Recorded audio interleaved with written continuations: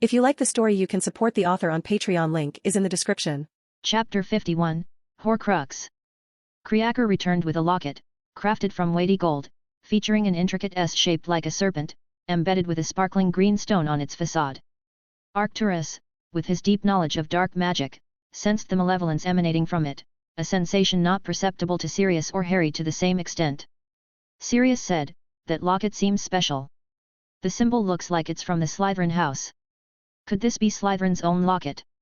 Arcturus said, "It very well might be. It's said only someone who can speak Parcel tongue can open it, and Voldemort was known for that skill. But it looks like he has misused this significant artifact." Arcturus didn't touch the locket directly. He used his wand to lift it and examined it closely. "Just as I thought," he said, looking closely at the locket, "this has a piece of Voldemort's soul inside. To think he'd use soul anchors in our time."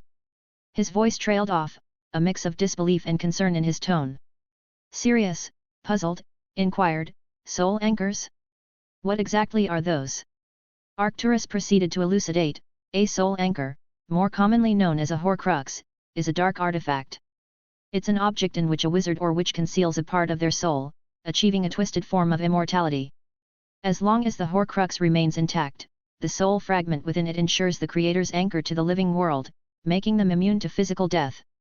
Without waiting for more questions, Arcturus shared more details. Making a horcrux is considered the darkest kind of magic. It goes against nature. To create one, you have to commit a murder in a specific cold-hearted way, which splits the soul. Then, with a spell, the torn piece of the soul is placed inside an object. This process of splitting and placing the soul creates a horcrux. The revelation struck Sirius with a chilling reality. So, Dumbledore was right when he said that Voldemort isn't completely gone. Arcturus nodded, "Yes. The sacrifice made by Harry's grandmother should have defeated Voldemort, but it seems this soul anchor kept him connected to our world. Dumbledore likely suspects Voldemort created this anchor." Harry chimed in, sharing his own experience. "I saw him turn into something ghost-like that night. It was so odd, I thought I had imagined it. Now it looks like he could come back." Dumbledore probably knew more about Voldemort, considering he might have been his teacher. Sirius wondered, "You might be right, Harry. But if these horcruxes are so powerful, why don't more dark wizards make them? They'd be happily willing to kill many people for immortality."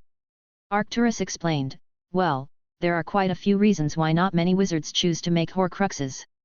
For starters, horcruxes don't exactly stop you from dying, instead, they keep your soul tied to the living world, kind of like a ghost. Not many people would want to exist like that, preferring death over such a state. Plus, getting back into a real body from being a ghost is really tough." He continued, "Also, when you split your soul to make a horcrux, it messes with your mind and who you are. Your soul is what keeps you thinking straight and being yourself. Look at Voldemort, he went completely mad and evil in the last part of his fight. At first, he might have thought he was protecting other wizards from the threat of muggles, but that idea got twisted, and he ended up causing a lot of harm. His battles almost destroyed the wizarding world, making it weaker than it had been in a very long time. Another thing is horcruxes don't last forever. They can keep you from dying too soon, but when it's naturally time for your soul to move on, you'll die anyway. If horcruxes worked forever, we'd have a bunch of old dark wizards still kicking around. I've heard that in Egypt, they were into making these soul anchors. Treasure hunters often find stuff that might have been horcruxes, but the souls in them have already died a natural death." The weight of Arcturus's words hung in the air, marking a moment of sober reflection on the complexities of dark magic and the costs of seeking immortality. Harry pondered aloud, "I bet Voldemort didn't know everything about horcruxes. If he did, I can't imagine he'd risk everything for such an uncertain form of immortality. He was able to draw people to him because of his charm and strength. It doesn't make sense for him to throw all that away." Arcturus nodded, adding, "Information on horcruxes is highly guarded. It's likely that a young Voldemort stumbled upon partial knowledge and, intrigued by the prospect of living forever, decided to pursue it without fully understanding the consequences. Let's set aside that topic for now. We've got something more pressing to address," Arcturus said, turning his attention back to the locket on the table. Sirius, with determination in his voice, said, "I still can't believe Regulus figured out what this locket was without even seeing it. We shouldn't wait any longer to fulfill his final wish of destroying this locket. Arcturus paused for a moment, reflecting. Regulus's actions, turning against Voldemort and rejecting the dark path to sabotage his attempt at immortality, show he was a true Black. He might have even made a worthy Lord Black, he said, a note of pride in his voice. As for the locket, yes, we will destroy it, but not in haste. There's something unusual about its size that needs a closer look. I suspect Voldemort did something unprecedented. I ask for your patience, Creaker. We will proceed with its destruction once I've confirmed my suspicions, he assured them, signaling that they would take action soon. As Arcturus exited the room, Harry and Sirius were left to process everything they had just learned. So, what's the plan now? Are we going to start planning how to redo this place? Harry asked, trying to shift the mood towards something lighter. Sirius let out a sigh, looking weary. Not right now, Harry. My head's still spinning from all that information. But yes, eventually, we will. Creaker, you're dismissed for now. Feel free to start cleaning up around here if you want. And Creaker, after Voldemort is truly defeated, I promise to retrieve Regulus's remains from that cave, he said, his voice carrying a newfound respect for the house elf. Creaker, visibly moved by Sirius's promise, gave a small nod before disappearing with a soft pop, presumably to start tidying up the neglected mansion or to attend to his own matters. Harry, reflecting on the day's events, turned to Sirius. Your brother was much smarter and braver than you've given him credit for, Padfoot. He figured out Voldemort's true nature on his own and bravely sought to destroy one of his tools for immortality. You, on the other hand, needed a lot of signs before you finally saw through Dumbledore's manipulations. Sirius, his usual bravado tempered by the day's revelations, simply nodded in agreement. They remained in the house for a while longer, each lost in their own thoughts. Harry was contemplating the possible changes these new revelations could bring to the future, while Sirius was consumed with thoughts of his younger brother, filled with regret for not having reached out to him when he had the chance. Eventually, they decided it was time to leave and made their way back to Black Castle. Chapter 52, Destroying the Horcrux Part 1. The following day brought a serious discussion led by Arcturus about his research on the Horcrux they had found. He looked at Harry and Sirius with a grave expression as he shared his alarming findings. After looking into the Horcrux closely, I've come to a disturbing conclusion, Arcturus began, his voice heavy with concern. It appears Voldemort was reckless enough to create not just one, but several Horcruxes. Based on the size of the soul fragment in this locket, I'm guessing he made more than 3. Making even one is dangerous and insane, but he didn't stop there. His soul must be fragmented to an extreme extent by now. Sirius, clearly worried, chimed in, so, to truly beat him, we have to find and destroy all these Horcruxes. That's correct. Alternatively, you could capture him and imprison him until his soul eventually perishes, Arcturus confirmed, outlining a daunting task. Harry, ever curious about strategic advantages, asked, wouldn't that just make his followers try even harder to free him? If we did capture him, it would have to be done in secret, with no one knowing where he's held. But what I'm really wondering is whether we can use this Horcrux to help us find the others or figure out how many he made. Harry found himself in a difficult position.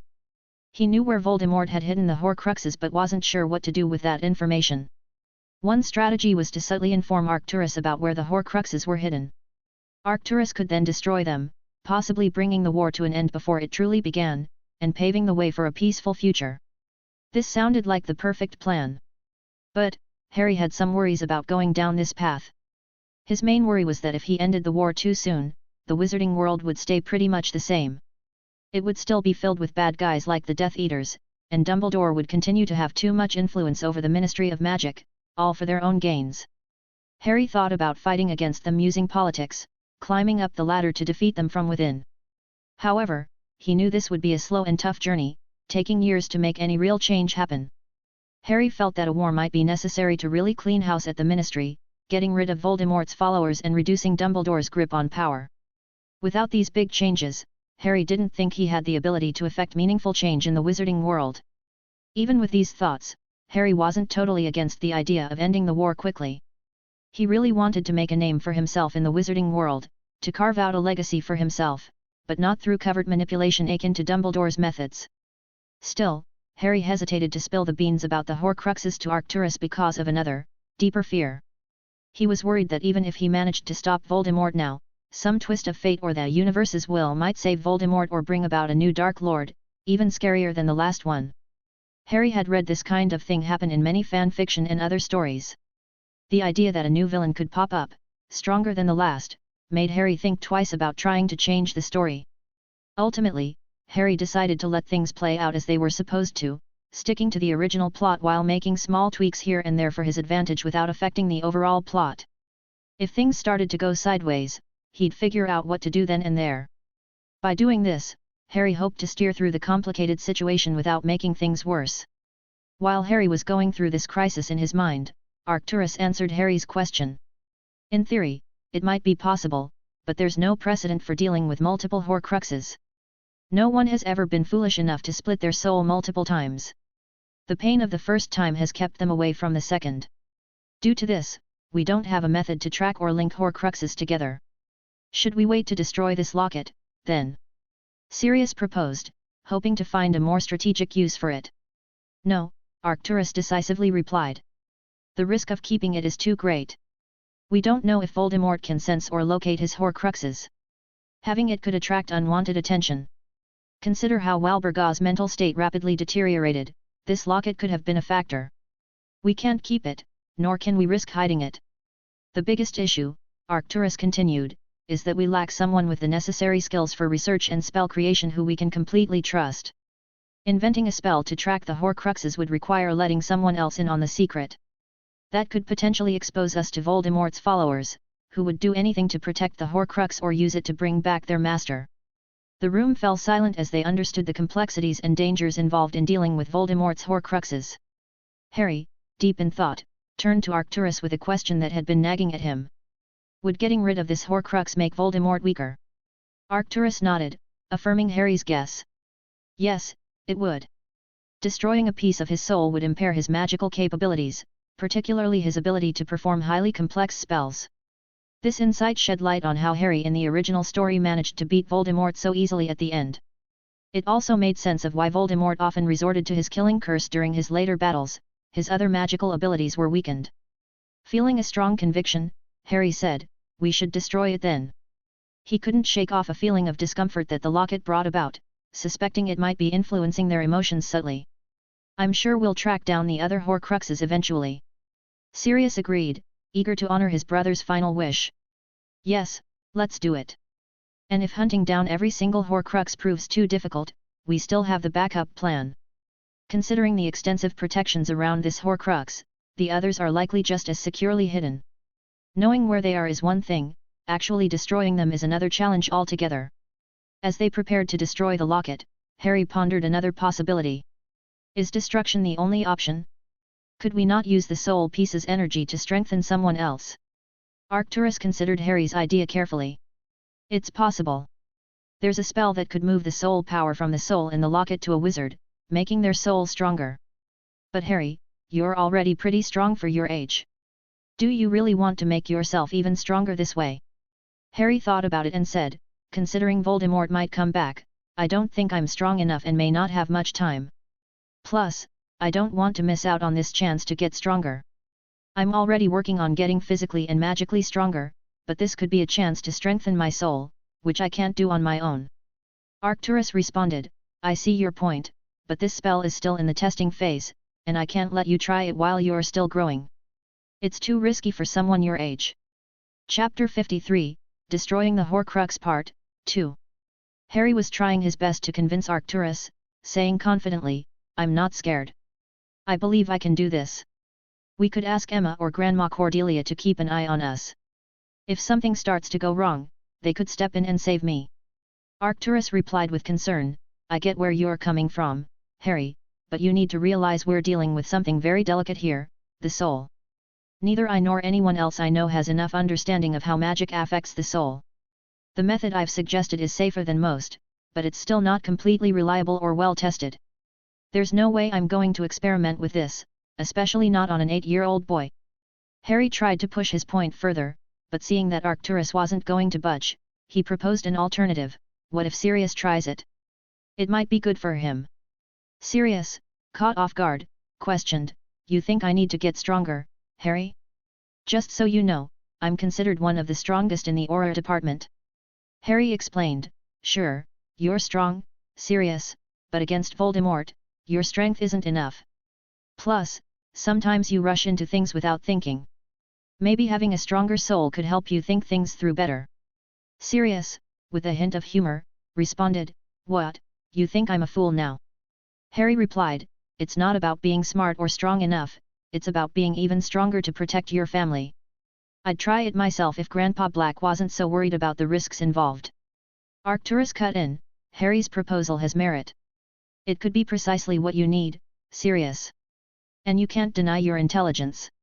Your pranks at Hogwarts, particularly the one that nearly harmed a Slytherin student, speak to your cleverness.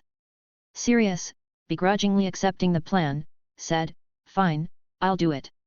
But for the record, I'm doing this not because I think I'm lacking. I just don't want Harry to take unnecessary risks. With the decision made, they prepared to proceed with the experiment, hoping it would not only bolster Sirius's abilities but also provide a new way to combat the dark forces they were up against. Arcturus beckoned his house elf, Varday, to retrieve a specific tome from his vast collection. Varday soon came back, holding a book that seemed to almost breathe with a foreboding presence, its title Magic Most Evil etched on the cover. When they opened it, a disturbing sound filled the room until Arcturus quickly silenced it with a few whispered words. Harry, who was watching everything closely, couldn't help but ask, that book delves into dark magic, right? Is Sirius about to perform dark magic? Are you sure it's safe? Arcturus responded with a calm, yes, the spell we're considering comes from the realms of dark magic. But, Harry, remember that the nature of magic isn't black and white. It's the intention behind its use that matters most. Arcturus explained further, the way we categorize magic into dark and light is just something people came up with a long time ago. It wasn't about good versus bad. Sometimes, people use what's considered light magic to do bad things, and dark magic can be used for good reasons. The reason I'm using this book, which is full of dark magic, is because spells that deal with the soul fall under that category. But don't worry, you'll get to understand all these differences as you learn more. For now, just know that we're not doing anything wrong, and Sirius will be fine. Harry felt reassured by Arcturus's words and nodded, showing he understood and trusted him for the moment. Then, Arcturus took his time to carefully teach Sirius how to do the spell. Harry paid close attention to this teaching as he wanted to learn the spell too. Many more horcruxes were waiting to be found by Harry, and Harry needed this spell to safely dispose of them while strengthening himself. As soon as Sirius felt ready, having practiced the spell thoroughly, Arcturus proposed they bring Creaker in to be part of this momentous occasion. Creaker arrived, visibly moved by the prospect of witnessing the fulfillment of his beloved Master Regulus's final request. His small form trembled with emotion, and tears welled in his eyes, reflecting his deep connection to the Black family legacy. They moved to a room that Arcturus had set up just for this purpose, where the cursed locket was placed carefully on the ground, center stage for what was to come. With a strong voice, full of resolve, Sirius initiated the spell. From his wand burst forth a brilliant white light, wrapping around the locket, engaging in a silent struggle against the darkness sealed within it. After a tense moment, a ghostly figure that resembled Voldemort appeared from the locket, screaming in defeat before it was completely consumed by the light, which then receded and flowed into Sirius. Creaker, witnessing the locket's destruction and the successful completion of Regulus's final wish, couldn't contain his emotions. He laughed and cried simultaneously, a rare display of joy for the usually reserved house elf.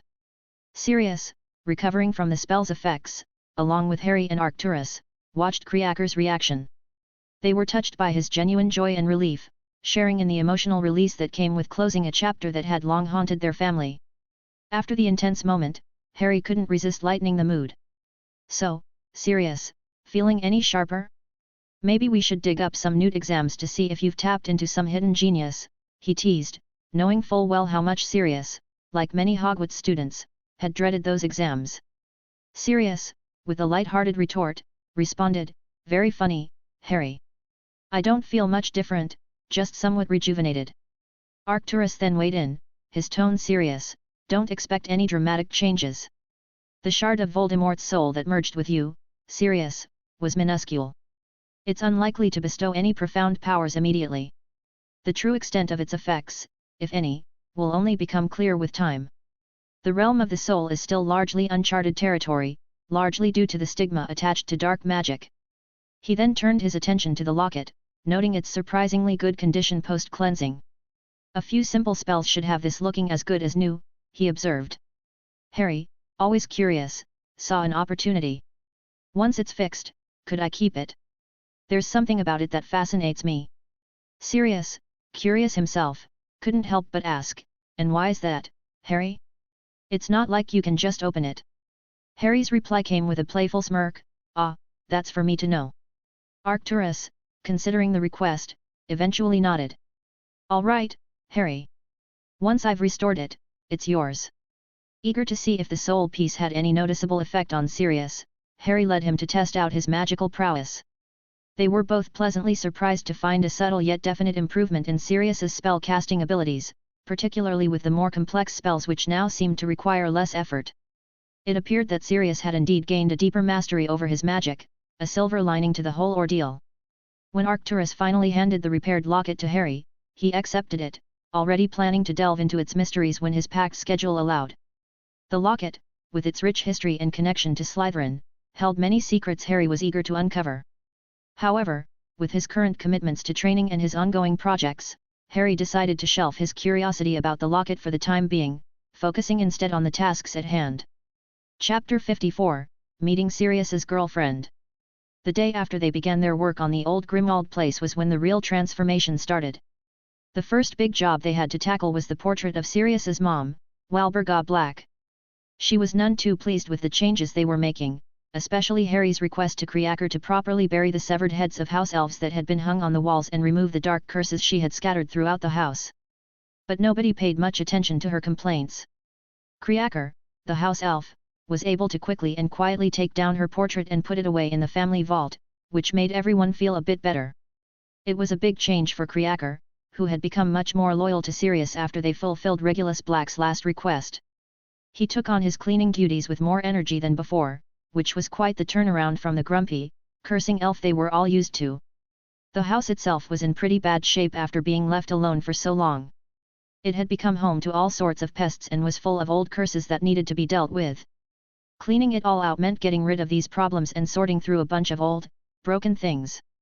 Some items that were still good were put away in a vault at Gringotts for safekeeping. The cleanup was mostly Creaker's job, but Sirius, Harry, and Myra helped out where they could.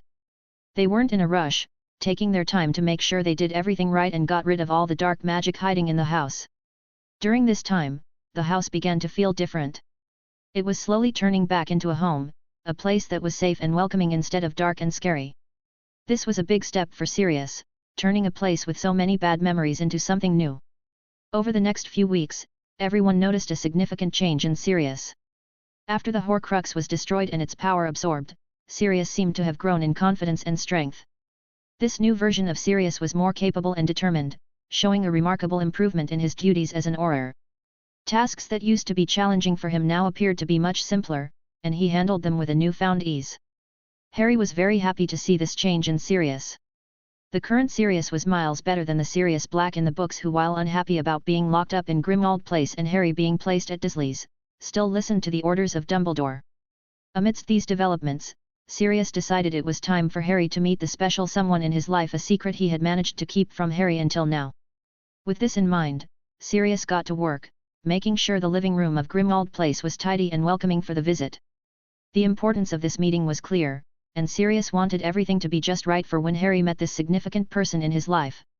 On this day, Harry found himself on one of the plush, new sofas that had replaced the old, worn-out ones in Grimmauld Place. The room had taken on a cozy feel, a testament to Sirius's efforts to make the house feel more like a home. Moments later, Sirius came into the room, but he wasn't alone. With him was a woman whose mere presence seemed to fill the space with an air of authority and respect. She had short, neatly styled grey hair, and though Harry had expected the iconic monocle often mentioned alongside her name in the Daily Prophet, it was absent today. This was none other than Amelia Bones, a well-known person in the Ministry of Magic. Amelia Bones was known for her rapid ascent through the ministry's ranks, respected and admired by many for her integrity and skill. It was well known that she had climbed from a clerical position to become the deputy head of the Department of Magical Law Enforcement, an impressive feat, especially considering she had not started her career as an Auror. "Harry, I'd like you to meet Amelia Bones," Sirius introduced her with evident pride. She works with me at the department and is a very close friend. It's a pleasure to meet you, Miss Bones. Sirius has often mentioned great things about his special someone. I must admit, I was skeptical, but it appears he wasn't exaggerating, Harry said, extending a handshake, his tone laden with respect. Please, call me Amelia, she responded, returning Harry's handshake with a firm grip. And the pleasure is all mine, Harry. Sirius's determination to find you had been taking a toll on his health. I'm just glad to see his efforts come to fruition. Harry thanked her for helping Sirius during that time and then couldn't help but ask, I'm really curious, how did the two of you end up together? Sirius, while many things, seems quite the mismatch for someone exceptional like you. Amelia chuckled at this, but Sirius, ready to defend his charm, interjected, hey now, I'm not without my own merits. Top heir to the Black family.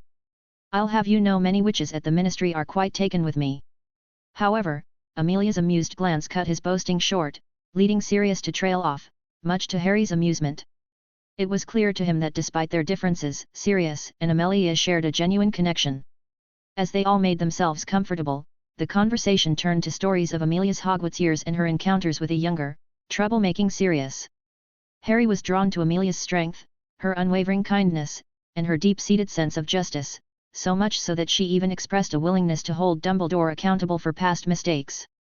Harry reassured her that he had moved on, valuing the lessons learned more than dwelling on the past. He also did not want Amelia to jeopardize her growing career at the ministry by going after Dumbledore. As Amelia prepared to leave, she warmly invited Harry and Sirius to come to Bones Manor. She mentioned that Harry could meet her niece, Susan, who was close to his age. Harry was immediately interested, looking forward to meeting someone from his brother Charles's peer group and a character he had read about in his previous life's books and fanfictions. Throughout their conversation, Harry's admiration for Amelia had deepened. She wasn't just a high-ranking official at the ministry, she was a person who stood firmly for what was right, fighting against injustices wherever she found them. Amelia shared stories of her battles, both within the ministry and outside, showcasing her dedication not only to her duty but to the greater good. Harry realized just how well Sirius had chosen his company. Amelia Bones was a powerful witch, certainly, but more importantly, she was a person of great integrity and kindness. Knowing Sirius had someone like Amelia in his life eased any concerns Harry might have had about his godfather's future. With Amelia by his side, Harry was confident that Sirius would be in good hands, capable of facing whatever came their way with strength and wisdom. Chapter 55, A Visit to Bones Manor. After a few more days packed with study sessions and disciplined routines, Harry was looking forward to a small break. Under Arcturus's tutelage, Harry had made significant strides in spellcraft, with his abilities growing stronger each day. Additionally, Arcturus took it upon himself to test and improve Harry's occlumency, ensuring that Harry's mental defenses were as robust as his magical ones. The day of their visit to the Bones Manor finally arrived, promising a brief escape and an opportunity for Harry to experience a setting beyond his rigorous educational regimen. As Harry and Sirius stepped into the grandeur of Bones Manor, they were warmly welcomed by Amelia Bones herself. The manor, rich with the history and achievements of the Bones family, was both impressive and inviting, filled with artifacts and portraits narrating the family's long-standing legacy. It was a place that, while grand, felt more akin to the homely Potter Manor than the imposing Black Castle. Walking through the halls, Amelia shared, "This manor has sheltered generations of our family. It's more than just a home, it's a repository of our history and a testament to our values." Their tour brought them to the living room, where Harry was introduced to Susan Bones, Amelia's spirited 5-year-old niece, whose vibrant energy immediately filled the room. Upon noticing Sirius, Susan's excitement was palpable as she joyfully greeted him with a shout of "Padfoot!" Before bounding over to him, eagerly requesting his transformation into his animagus form. Sirius, ever the entertainer, skillfully diverted Susan's attention with amusing tales and sleight-of-hand tricks, not keen on transforming at that moment. Sirius's interaction with Susan showcased a different side of him, one that was more tender and familial. Harry couldn't help but smile, knowing that Sirius had a special knack for connecting with children. Observing their interaction, Harry felt a surge of warmth. It was clear to him that Sirius and Amelia's relationship was on a solid footing, destined for a future intertwined with love and mutual respect. Sirius, with a warm smile, made the introductions. "Susan, this is Harry Potter, my godson," he said, gesturing towards Harry. Susan's eyes sparkled with curiosity and excitement. "Hi, Harry. Are you really the brother of the boy who lived?" she inquired, her voice filled with wonder. Harry, momentarily taken aback by the title, glanced at Sirius for a brief explanation. Sirius's gesture suggested they would discuss it later, prompting Harry to confirm, "Yes, if you're talking about Charles Potter, he's my younger brother." "That's so cool. Then you must have seen dragons, right? Can we go see one?" Susan's imagination seemed to run wild with possibilities. Realizing the implications of Susan's words, Harry knew he needed to catch up on Charles's situation. He had been so engrossed in his studies and training that he'd lost track of what his past family and younger brother were up to. It was not too important, but it was good to know. "I'll tell you about dragons another time. For now, I've brought you a little gift," Harry said, diverting her attention with a small box he handed to her. The mystery of the gift quickly overshadowed her curiosity about dragons, her excitement visible as she opened it to see what was inside. Harry noticed Susan carefully examining the brightly wrapped box, hesitating to open it. "Go on, see what's inside," he urged, curious to see her reaction. With delicate hands, Susan unwrapped the box without tearing the paper, a methodical approach that had Harry chuckling. He was used to ripping open gifts in his excitement, but Susan's careful unwrapping was both amusing and impressive. When she lifted the lid, a small, shiny silver whistle was revealed, drawing curious glances from the adults. They wondered why Harry had chosen such a simple item as a gift. "Try it out," Harry encouraged, a twinkle in his eye. "Blow into the whistle." Susan followed his suggestion, blowing into the whistle with all her might, but to her and Amelia's surprise, no sound seemed to emanate from it. "Is it broken?" Amelia asked, puzzled. Harry simply smiled and gestured toward Sirius, who was noticeably uncomfortable, his hands over his ears. "Why is that noise so piercing?" Sirius complained, clearly in discomfort.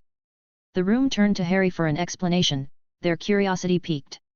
"This isn't just any whistle, it's a dog whistle from the non-magical world," Harry explained, his grin widening. "It produces a sound that's too high-pitched for humans to hear, but dogs and certain other animals can hear it clearly." The revelation sparked a mix of laughter and astonishment. Susan held the whistle tightly, fascinated by its unique feature, while Amelia shook her head, amused by the cleverness of the gift. "Imagine that, Susan," Harry grinned. "Now, if you need Sirius, just use the whistle. He'll be able to hear it from as far as 400 yards away. It's like your personal signal to summon him." Amelia, finding the concept both amusing and practical, chimed in, "Well, I could use one of those myself. It would be quite useful during ministry operations, or just to get Sirius's attention when he's being stubborn." Without missing a beat, Harry reached into his pocket and presented another whistle to Amelia. "I thought you might say that," he said, revealing he had prepared for such a request. This was originally part of another plan to tease Sirius, but it fit perfectly into the moment. Sirius, feeling a mix of annoyance and amusement at the turn of events, half-joked, "Is this your way of getting back at me for that pink clothing incident?" With a mischievous smile, Harry confirmed, "Absolutely. Consider it a mix of revenge and a useful gift for Amelia and Susan. Practical, isn't it?" The thought of future pranks involving the whistle made Sirius ponder his next moves carefully. He knew engaging in a prank war with Harry could escalate quickly, given Harry's cunning. Harry watched Sirius, a knowing look on his face, fully aware of the dilemma he had placed his godfather in.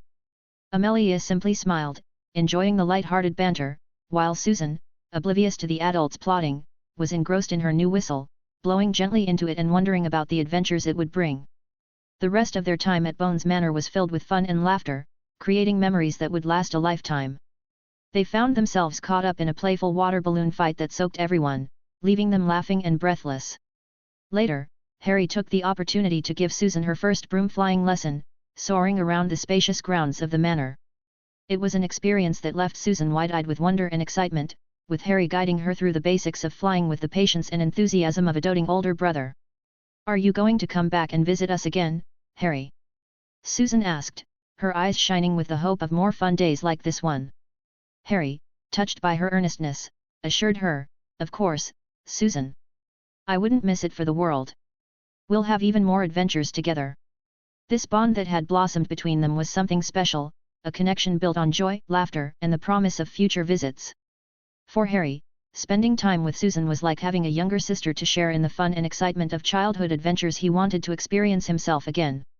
As the day wound down, and the shadows grew longer, Harry took a moment to appreciate the warmth and happiness he had found at Bones Manor. The visit had been a welcome break from his rigorous schedule, a reminder of the simple joys that friendship and family could bring. It was a contrast to his usual days filled with spell work and study, providing a much-needed balance to his life. Chapter 56, The Boy Who Lived. That evening, back within the quiet walls of Black Castle, Harry found a moment to pull Sirius aside, his mind swirling with questions that had been simmering since their visit to the Bones Manor. "Sirius, I need to understand something," Harry began, his tone serious. "The boy who lived? Why do people call Charles the boy who lived? And why do kids like Susan think of him as almost like a hero?" Sirius sighed, looking like he'd been expecting this conversation. "Well, Harry, after it got out that Charles survived Voldemort's curse, it kind of lit a spark of hope during some really dark times. People grabbed onto his story because it gave them something to hold onto, a sign that maybe we could win against such darkness." Harry listened but still felt puzzled. "But it was my grandmother's sacrifice that stopped Voldemort, right? Why isn't she the one everyone talks about?" Sirius nodded. "Yes, she is highly respected, but the idea of a baby surviving a curse that's killed so many, it's something else.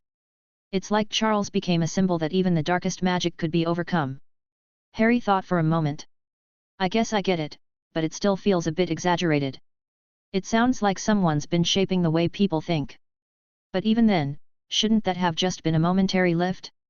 Why do people still talk about Charles like he's some kind of legend?" Harry nodded, but confusion lingered. "But shouldn't that have been a fleeting moment? A temporary uplift that faded as we moved forward?" "One would think," Sirius conceded. "But then, children's books about Charles started to pop up everywhere. They were full of exaggerated stories about him doing all sorts of heroic things.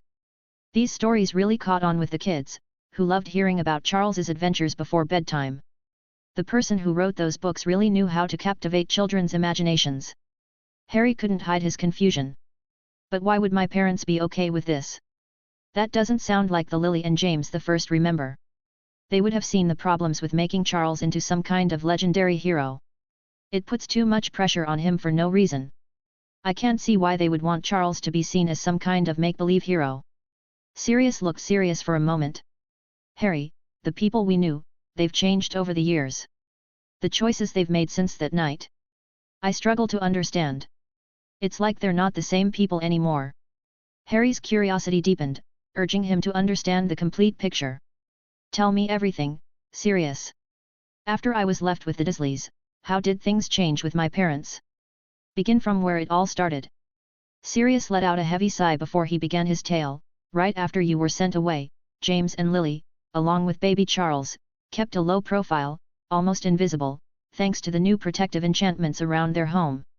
They hardly ever stepped outside. But as the Death Eaters' trials commenced, it became evident that the forces of good had lost much of their clout in the Wizengamot.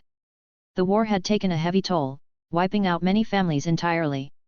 In this vacuum of power, several Death Eaters managed to escape conviction by pleading the Imperious Curse, bolstered by sympathy from neutral families and even those not aligned with Voldemort who had acted out of fear and now feared retribution for their own misdeeds.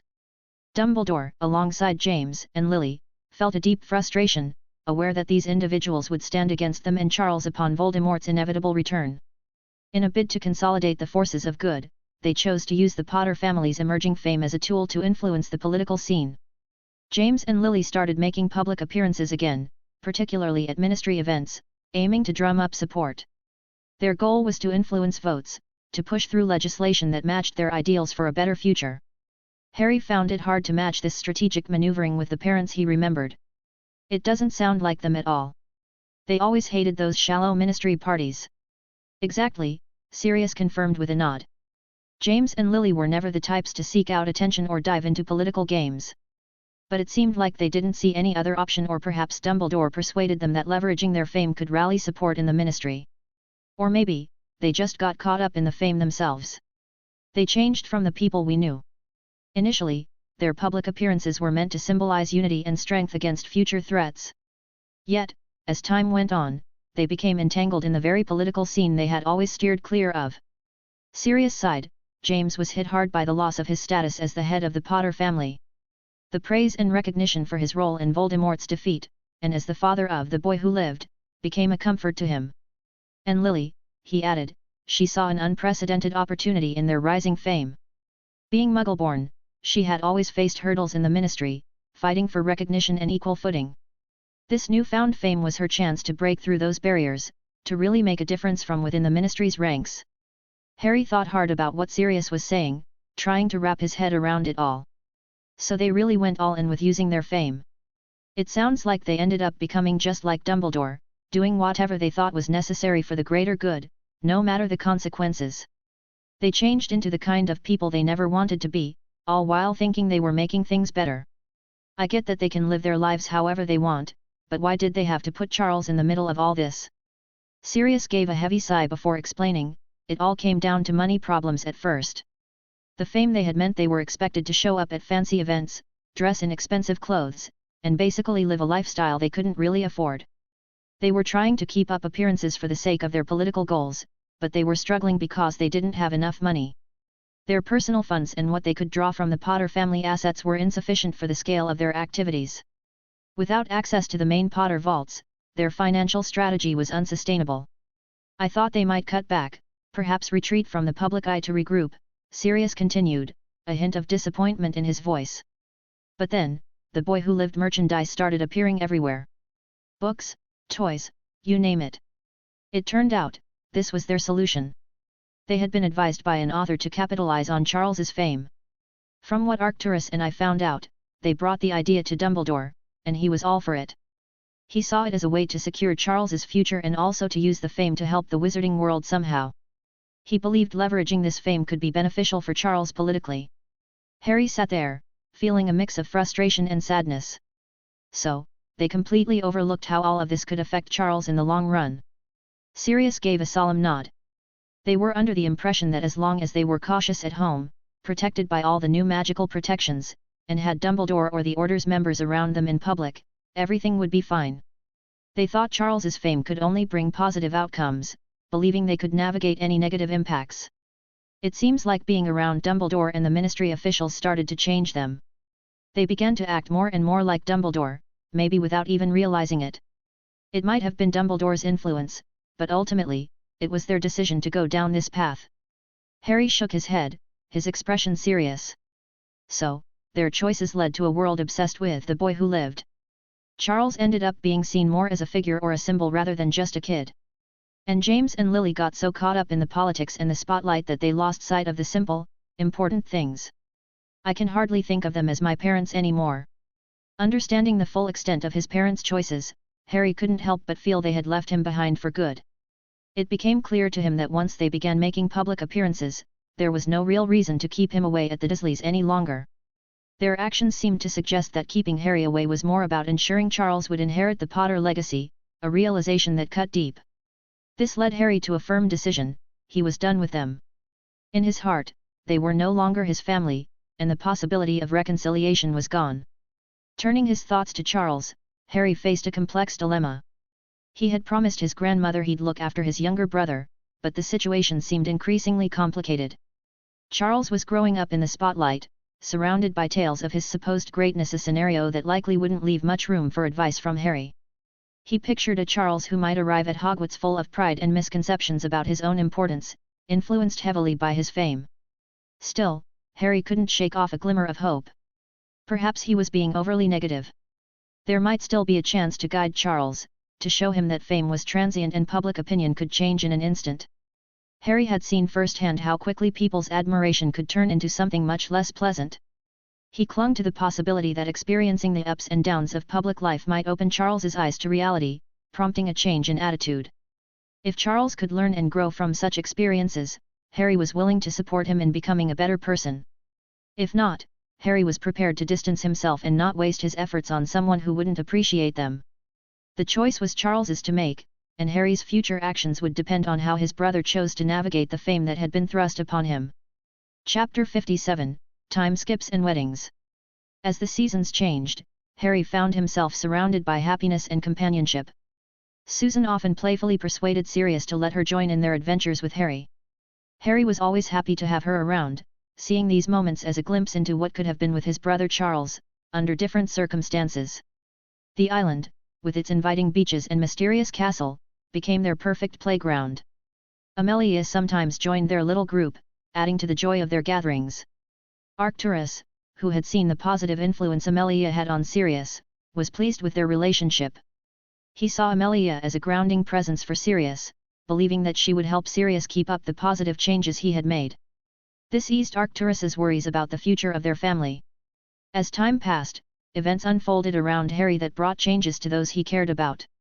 Emma, Harry's first friend and mentor in potions, found happiness in marriage with David Archer, her boyfriend of over 2 years. David, still passionate about his teaching career in the Muggle world, chose to remain in his job even after marriage.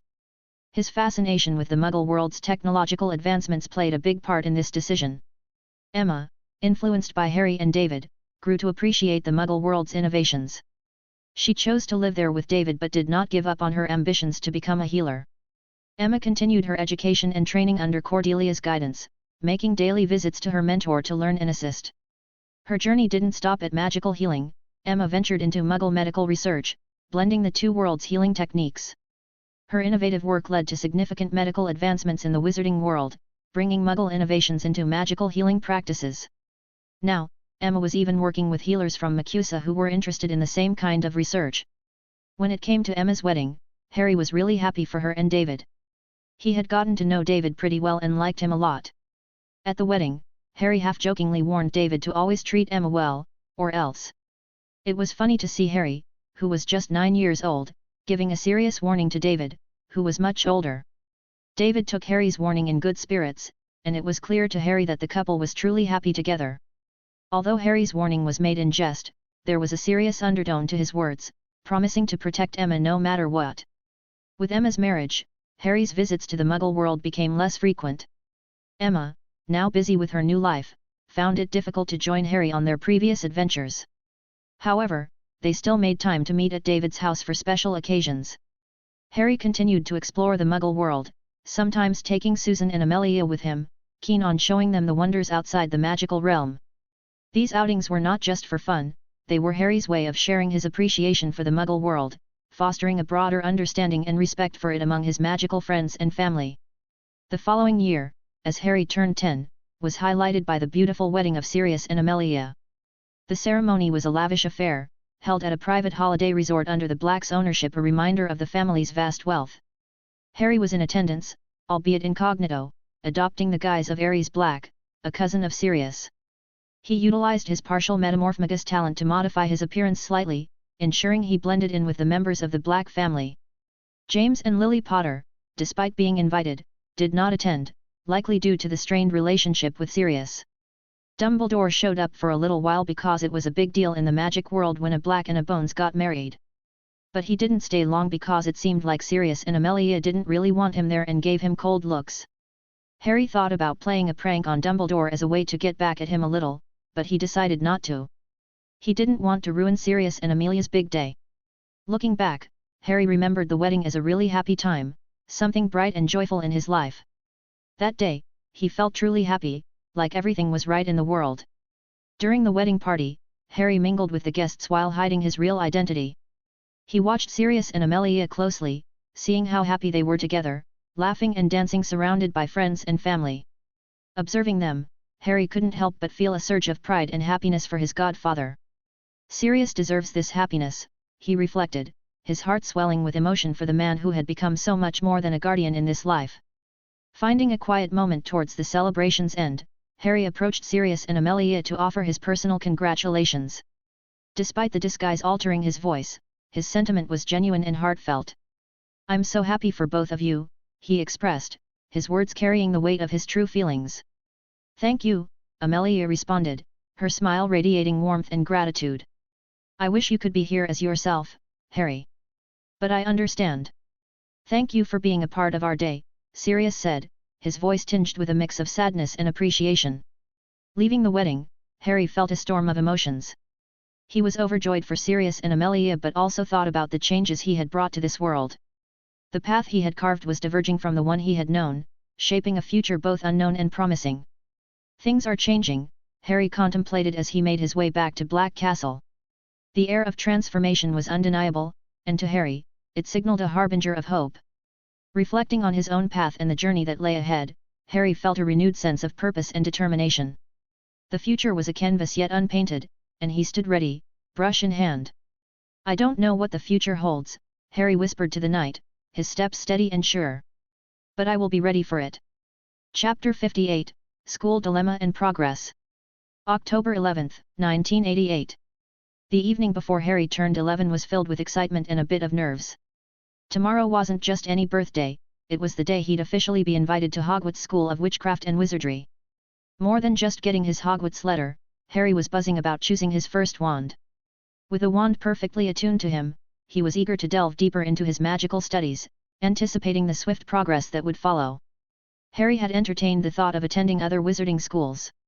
The prospect of exploring new realms of magic, different from the traditional British wizardry taught at Hogwarts, was alluring. He had read extensively about Ilvermorny in the United States, renowned for its emphasis on wandless magic and Native American magical practices. It stood out as one of the premier wizarding institutions globally. But it wasn't just Ilvermorny that caught Harry's eye. There was Castelo Bruxo in Brazil, known for its excellent herbology and magi-zoology programs, Mahouto Koro in Japan, which had a reputation for being tough but also great at Quidditch, and Uagadou in Africa, which was the best at alchemy and teaching students how to become animagi. Unlike Durmstrang and Bosbatons, which seemed too similar to Hogwarts for his liking, these schools offered something different and exciting. The other schools around the world seemed a lot better than Hogwarts, especially with Hogwarts having some not-so-great teachers in potions, defense against the dark arts, history of magic, and divination. Plus, Hogwarts didn't offer anything beyond the basics. Deep down, Harry really thought about attending a different school. But after a lot of talking, Arcturus, Amelia, and Sirius convinced Harry that Hogwarts was the right choice for him. Arcturus talked about how important it would be for Harry to make connections and build his reputation at Hogwarts, especially if he wanted to bring honor to the Potter name and get involved in the wizarding politics of Britain. Amelia and Sirius shared their happy memories of Hogwarts, hoping their stories would make Harry see the school in a new light. But what really made Harry decide was thinking about the things that could happen at Hogwarts if he wasn't there, especially to Susan and other students. Without him, some dangerous situations in the books could end up being really serious. So, Harry chose Hogwarts. After all, there was more to Hogwarts than just the classes. He was curious about the Room of Requirement and finding out the school's hidden secrets, maybe even things the founders left behind. There were also all those secrets shown in the new Harry Potter game he hadn't had a chance to play yet. With his path now set, Harry awaited the morrow with a mixture of excitement and resolve, ready to embark on the next chapter of his magical journey. While waiting for his Hogwarts letter, Harry thought about how much he had grown stronger, both in magic and in fitness, over the last few years. Physically, Harry had maintained a rigorous regimen of morning runs, martial arts classes, and gym workouts without fail. He didn't do all this because he was tired or bored, he did it because he wanted to be ready for anything. He wanted to make sure he lived without regrets and ensure his family's safety in a world that often showed no mercy. "I might only look like an average 11-year-old, but my fitness level is ready to tackle whatever challenges Hogwarts might throw my way," Harry mused, his confidence in his physical prowess unwavering. His dedication to staying active, along with eating right, had sculpted him into a tall, striking young man. His training honed his reflexes, allowing him to react swiftly whether in offense or defense. The strenuous gym sessions built his endurance, enabling him to withstand any rigorous challenge that came his way. But for Harry, it wasn't just about being in shape. It was about discipline and respecting himself. He wasn't working this hard just to get by or to show off. He was doing it to be the best he could be, for himself and for the people he cared about. He felt a quiet confidence inside him. It wasn't because he was arrogant or scared, it was because he knew he had done everything he could to prepare to protect the ones he loved. In the realm of mind magic, Harry had seen commendable progress. His proficiency in occlumency had reached a level where he felt confident in shielding his deepest secrets from any wizard's prying eyes. He wasn't sure if he could keep the sorting hat out of his head, but Arcturus thought his occlumency was top-notch, which made Harry feel pretty good. Legilimency was harder. He had practiced on animals, but there's only so much you can learn that way. And since legilimency was not that popular among wizards, even Arcturus and Sirius, who were not good at the skill, weren't sure how to help him get better at it. In terms of his magical skills, Harry was doing amazing, thanks to Arcturus's teaching. He was now capable of performing owl-level spells silently and had mastered several advanced spells, including some third-year spells, wandlessly. Harry's academic prowess extended to all Hogwarts subjects up to the owl level. If I were to sit for the owl exams today, I'd achieve outstanding in every subject, he thought with a quiet pride.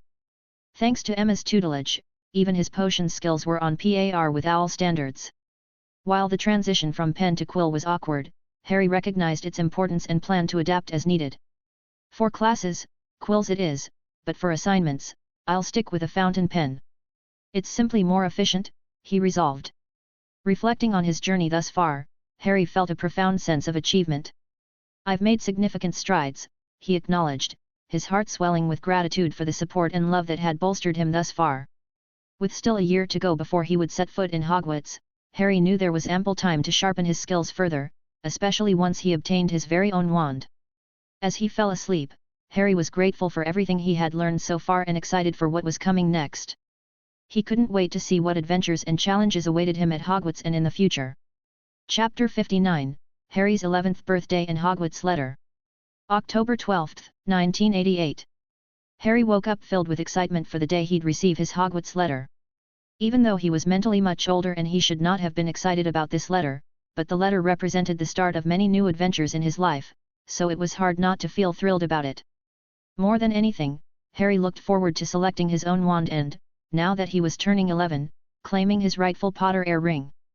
Outmaneuvering Dumbledore and his own parents' plans for Charles to inherit the ring, effectively nullifying their justification for leaving Harry with the Dursleys, filled Harry with a sense of satisfaction and validation.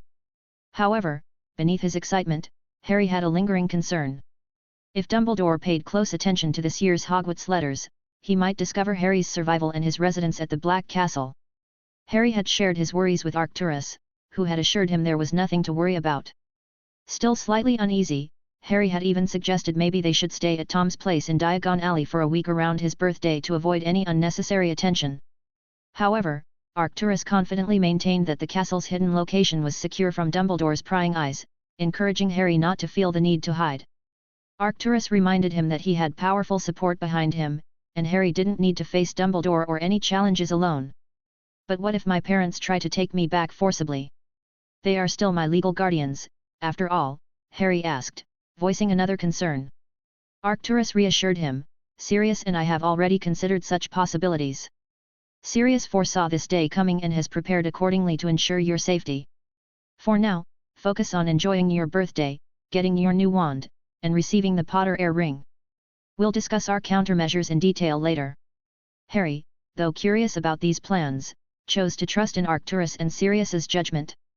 Comforted by their assurance, he decided to celebrate his birthday at Black Castle, embracing the day with confidence. Harry got ready for his special day feeling lighter than he had in ages. For once, he allowed himself a break from the rigorous routine of exercises and studies that filled his days. Today was all about celebrating with the people who mattered most to him. Harry couldn't help but smile at the thought of getting everyone together again, something that hadn't happened since Sirius and Amelia's wedding. As he made his way downstairs, Harry noticed Varday, Creaker, and Myra, the three dedicated house elves of the Black household, busily setting up for the evening's celebration. They were determined to make this birthday unforgettable for Harry, involving only his closest friends and family in the celebration. The guest list was indeed select: Arcturus, Sirius, Amelia, Susan, Emma, David, Emma's husband, and Cordelia. Breakfast was a quiet affair with Arcturus, as Sirius had already left for work. The anticipation for the day's main event made even the morning meal feel special. Then, as the clock struck 10, the moment Harry had been eagerly awaiting finally arrived. A tired owl flew through an open window, clutching the official Hogwarts letter Harry had been dreaming of. Harry carefully took the letter from the owl, making sure to treat it with the respect it deserved. He asked Myra to look after the exhausted bird, providing it with some food and water to help it recover from its long journey. Unfolding the letter with a blend of reverence and eagerness, Harry scanned the contents, his eyes sparkling with joy and anticipation. Mr. H. Potter. First floor, second bedroom. Black Castle. Europe. Hogwarts School of Witchcraft and Wizardry. Headmaster, Albus Dumbledore. Order of Merlin, First Class, Grand Sorc, Chief Warlock, Supreme Mugwump, International Confeet of Wizards. Dear Mr. Potter, we are pleased to inform you that you have been accepted at Hogwarts School of Witchcraft and Wizardry. Please find enclosed a list of all necessary books and equipment. Term starts September 1st. We await your owl by no later than July 31st. Yours sincerely, Minerva McGonagall, Deputy Headmistress. A radiant smile blossomed on Harry's face. It's official, then, he whispered to himself, a flutter of excitement coursing through him. He knew he had time to send back his acceptance. There was almost a whole year left before he would step through the gates of Hogwarts, a year he planned to use wisely to prepare and achieve as much as he could. Off you go, Harry gently told the now re-energized owl, watching it take off into the sky. See you in September, Hogwarts. Even though he was eager to venture into Diagon Alley and choose his very first wand, Harry decided that particular adventure would have to wait. Today was reserved for celebration, for the joy of turning another year older surrounded by those who had become his chosen family. As the evening approached, the castle was abuzz with preparations. The birthday celebration was nothing short of magical, with an abundance of games that had everyone laughing and competing in friendly rivalry. The laughter that filled the room was infectious, binding everyone closer in a shared joy. The table was laden with an array of delicacies that Myra had outdone herself preparing, each dish more tantalizing than the last. Friends and family gathered around, sharing stories and making new memories. Harry found himself amidst this warmth, feeling a profound sense of belonging and gratitude. As the party drew to a close, Harry took a moment to reflect on the day's events. Surrounded by the laughter of his friends and the comforting presence of his family, he made a silent promise to himself. He vowed to cherish these moments, to protect this newfound family with every fiber of his being, and to ensure their happiness in the years to come.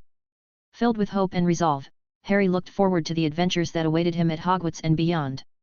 He knew that whatever challenges might come his way, the love and support of his family would always be there to give him strength. Here's to a year filled with new adventures, learning, and making sure my loved ones are always safe and happy, Harry thought to himself, his eyes shining with anticipation for what was to come. Chapter 60, The Potter Heir. The day following Harry's birthday dawned bright and full of promise. After completing his usual morning workout routine, Harry prepared for a significant day ahead.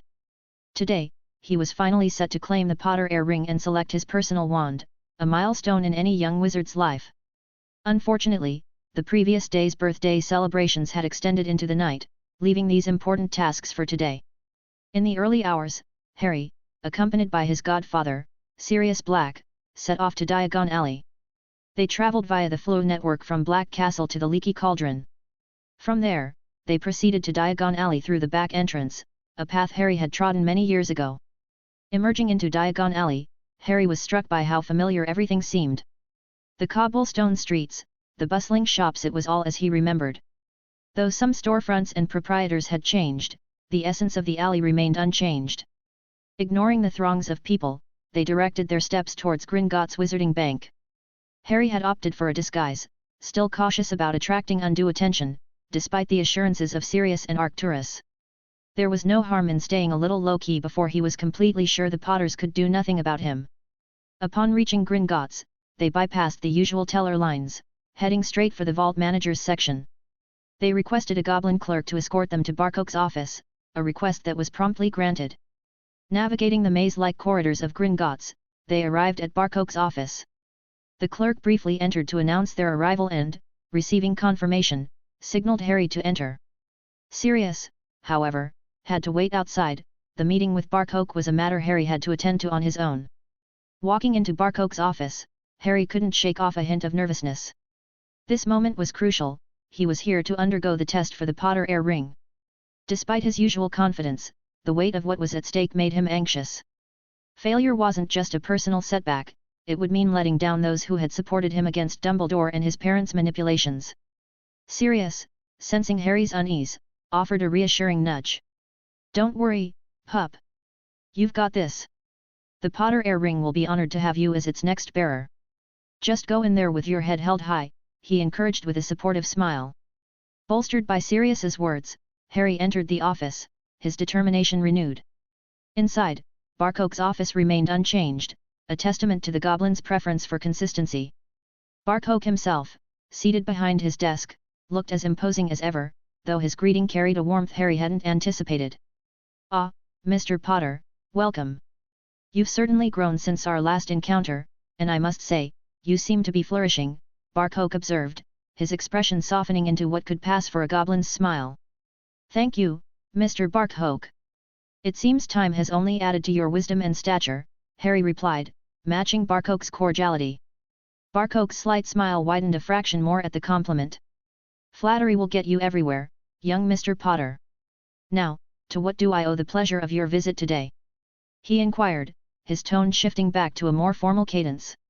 Harry took a deep breath, steadying himself for the moment he had been preparing for. "I'm here to claim my right as the Potter heir. Today, I wish to undergo the test for the Potter heir ring," he stated clearly, his voice carrying the resolve and readiness he felt inside. Barkhoke nodded, his expression turning serious. "Very well, Mr. Potter. If you're ready, we shall proceed with the ceremony. The Potter heir ring awaits its rightful claimant, and today, we shall see if that claimant is indeed you." Barkhoke, with a practiced hand, carefully presented Harry with a ring box that held 2 distinctive rings. These were no ordinary pieces of jewelry, they were symbols of legacy and lineage, previously belonging to Harry's grandfather and his father, James Potter. Harry watched with a mixture of reverence and anticipation as Barkhoke passed him the smaller of the 2, a gold ring adorned with ruby gemstones and the emblematic Potter family crest at its center. Taking the ring gently between his fingers, Harry examined it closely. The craftsmanship was exquisite, reflecting the noble heritage of the Potter family. With a sense of ceremony, he slid the ring onto his finger, feeling an immediate warm surge as the ring magically adjusted to fit him perfectly. It was as if a wave of magic enveloped him, acknowledging his rightful place within the Potter lineage, before the sensation gently dissipated, leaving behind a comforting warmth. Barkhoke's voice broke the brief silence that had fallen over the room. "The ring has acknowledged you as its rightful heir. The Potter family now officially has its heir," he declared, his tone carrying a mix of formality and subtle warmth. The realization brought a rush of excitement to Harry, not just for the acknowledgement of his status as heir Potter, but more so for the triumph over Dumbledore's carefully laid plans. The thought that he had managed to outmaneuver one of the wizarding world's most influential figures filled Harry with a deep sense of satisfaction. It was a small victory, but one that hinted at the many challenges and triumphs that lay ahead. "This is just the beginning," Harry thought to himself, a smile playing at the corners of his mouth. "There's much more to come." Following his successful claim of the Potter heir ring, Harry expressed his desire to visit his vaults. Barkhoke, maintaining his formal demeanor, informed Harry, "The Potter family vaults remain under lock for now, heir Potter. You must be acknowledged by the Lord's ring to access them. However, your personal vault is available to you." Understanding the procedure, Harry nodded, signaling his wish to proceed to his personal vault. At Barkhoke's gesture, a goblin clerk swiftly entered the room. With efficiency, Barkhoke directed the clerk to escort Harry to his vault, navigating the labyrinthine corridors deep beneath Gringotts. Upon exiting Barkhoke's office, Harry found Sirius waiting for him. A broad grin spread across Sirius's face at the sight of the heir ring on Harry's finger, his pride unmistakable. "Didn't I tell you you'd succeed?" Sirius exclaimed, though inwardly he breathed a sigh of relief, knowing the significance of this moment for Harry. Together, they followed the goblin clerk, embarking on the dizzying journey to Harry's vault via the bank's infamous underground cart. The ride, as exhilarating as ever, ended at Harry's vault. The goblin clerk, with a key provided by Harry, unlocked the vault, revealing its contents. Inside, Harry was greeted by a wealth of gold coins, a testament to the ministry's bounty bestowed upon his grandmother, and various other treasures and artifacts neatly arranged to one side. Overwhelmed by the sight, Harry resolved to return for a thorough examination of these items, eager to uncover the stories they held. Satisfied with the visit, Harry indicated to the goblin that they were ready to return to the bank's main hall. Leaving Gringotts behind, Harry and Sirius made their way to Ollivanders, anticipation building within Harry. The prospect of selecting his wand, a true companion for his magical journey, filled him with a sense of eager anticipation. Chapter 61, Ollivanders Wand Shop. Harry and Sirius walked towards Ollivanders Wand Shop, a quaint little store situated in a quieter section of Diagon Alley. Even though there are several wand makers in Britain, the Ollivander family holds a reputation for being the finest. It's common knowledge that most witches and wizards visit Ollivanders for their first wand. One of the reasons Ollivanders is so popular is because they offer the first wand to every wizard at a subsidized price, thanks to some help from the Ministry of Magic. Getting a wand from here is relatively cheap, costing only 7 galleons. Considering a wand is a wizard's lifelong companion if cared for properly, this is quite a bargain. As they arrived at the wand shop, Harry was taken aback by its appearance. Contrary to the illustrious reputation of the Ollivander family, the shop looked quite old and run down. Its narrow facade was marked by peeling gold paint, and a sign reading Ollivanders, makers of fine wands since 382 BC. Hung above the door. Harry had expected something more grandiose, speculating that perhaps the ministry's subsidies weren't as generous as he thought. Entering the shop is considered a special moment for every young witch or wizard, so Harry stepped inside by himself, adhering to tradition. He was extra cautious upon entering, knowing Mr. Ollivander's knack for making a dramatic appearance often startled his customers. As Harry gently closed the door behind him, his eyes quickly adjusted to the dimly lit interior of Ollivander's wand shop. The space was much smaller than he had anticipated, almost feeling cramped. To one side, there was a solitary chair that looked as though it had seen better days. The walls were lined with countless narrow boxes, stacked from floor to ceiling, giving the shop a claustrophobic feel. Everywhere he looked, there was a fine layer of dust, suggesting that the place wasn't cleaned as often as it should be. The shop's interior matched its exterior in terms of shabbiness, reinforcing Harry's initial impression. Maybe Mr. Ollivander should consider hiring some help to keep the shop in order, Harry mused to himself, scanning the room. Suddenly, he heard a noise behind him. Turning around, he found Mr. Ollivander standing there, seemingly materializing out of thin air. Harry was relieved that the wand maker hadn't attempted any startling entrance.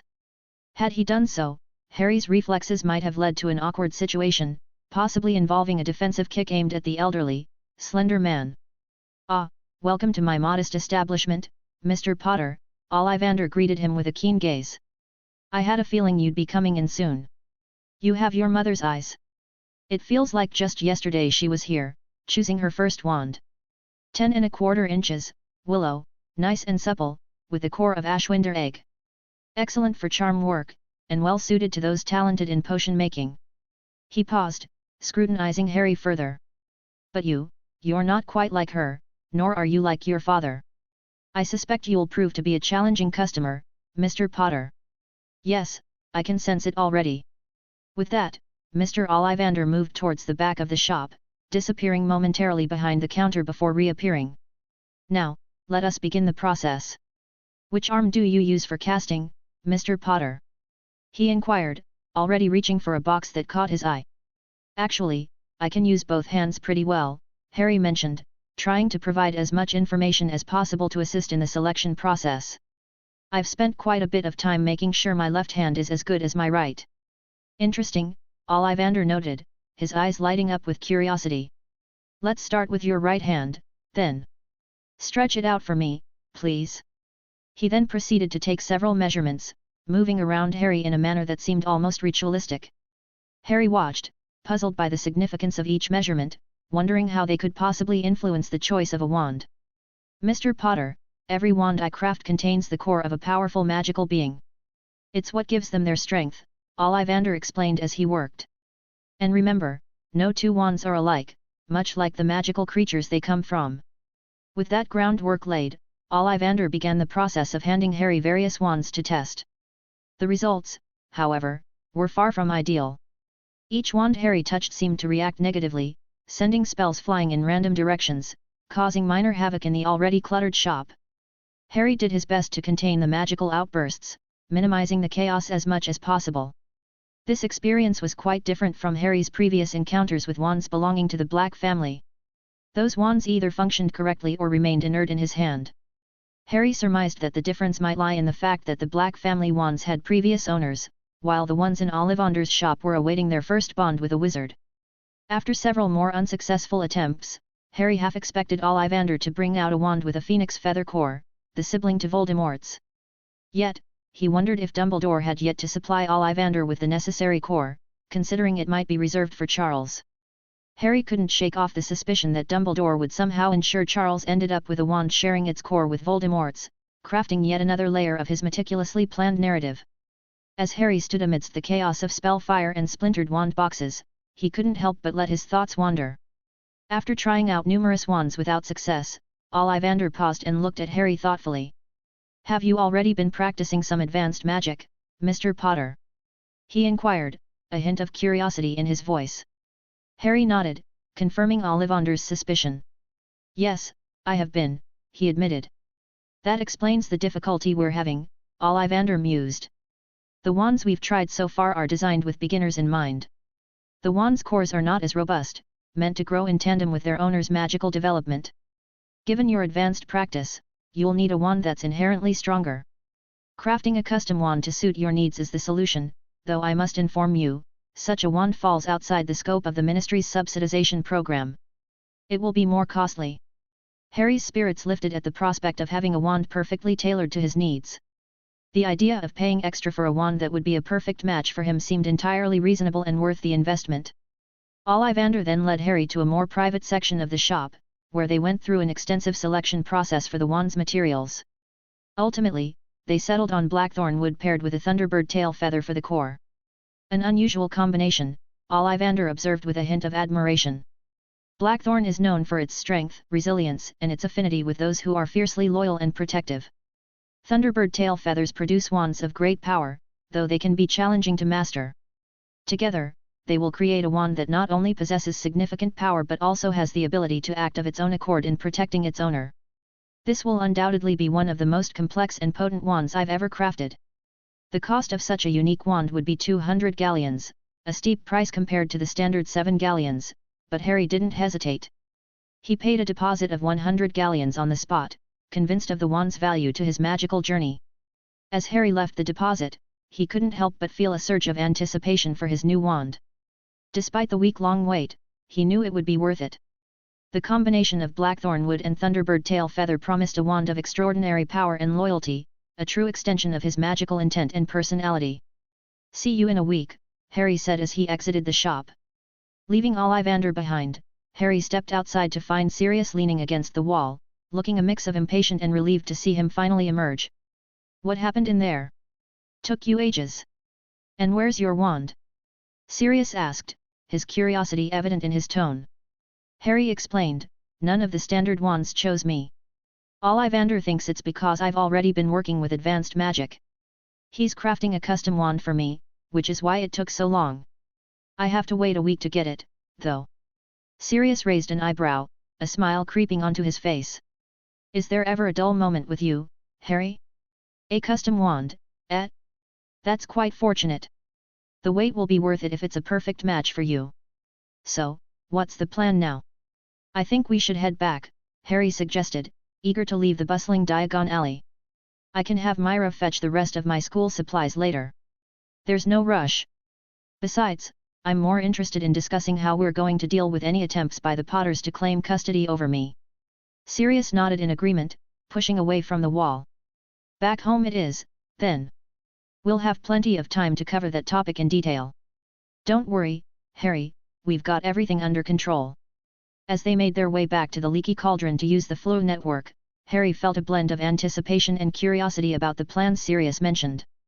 The idea of having a wand made just for him filled him with excitement, but the underlying concern about his legal status and the Potters' potential moves lingered in his mind. Chapter 62, Guardianship Troubles. After returning to the Black Castle from their trip to Gringotts, Sirius had to quickly head back to work.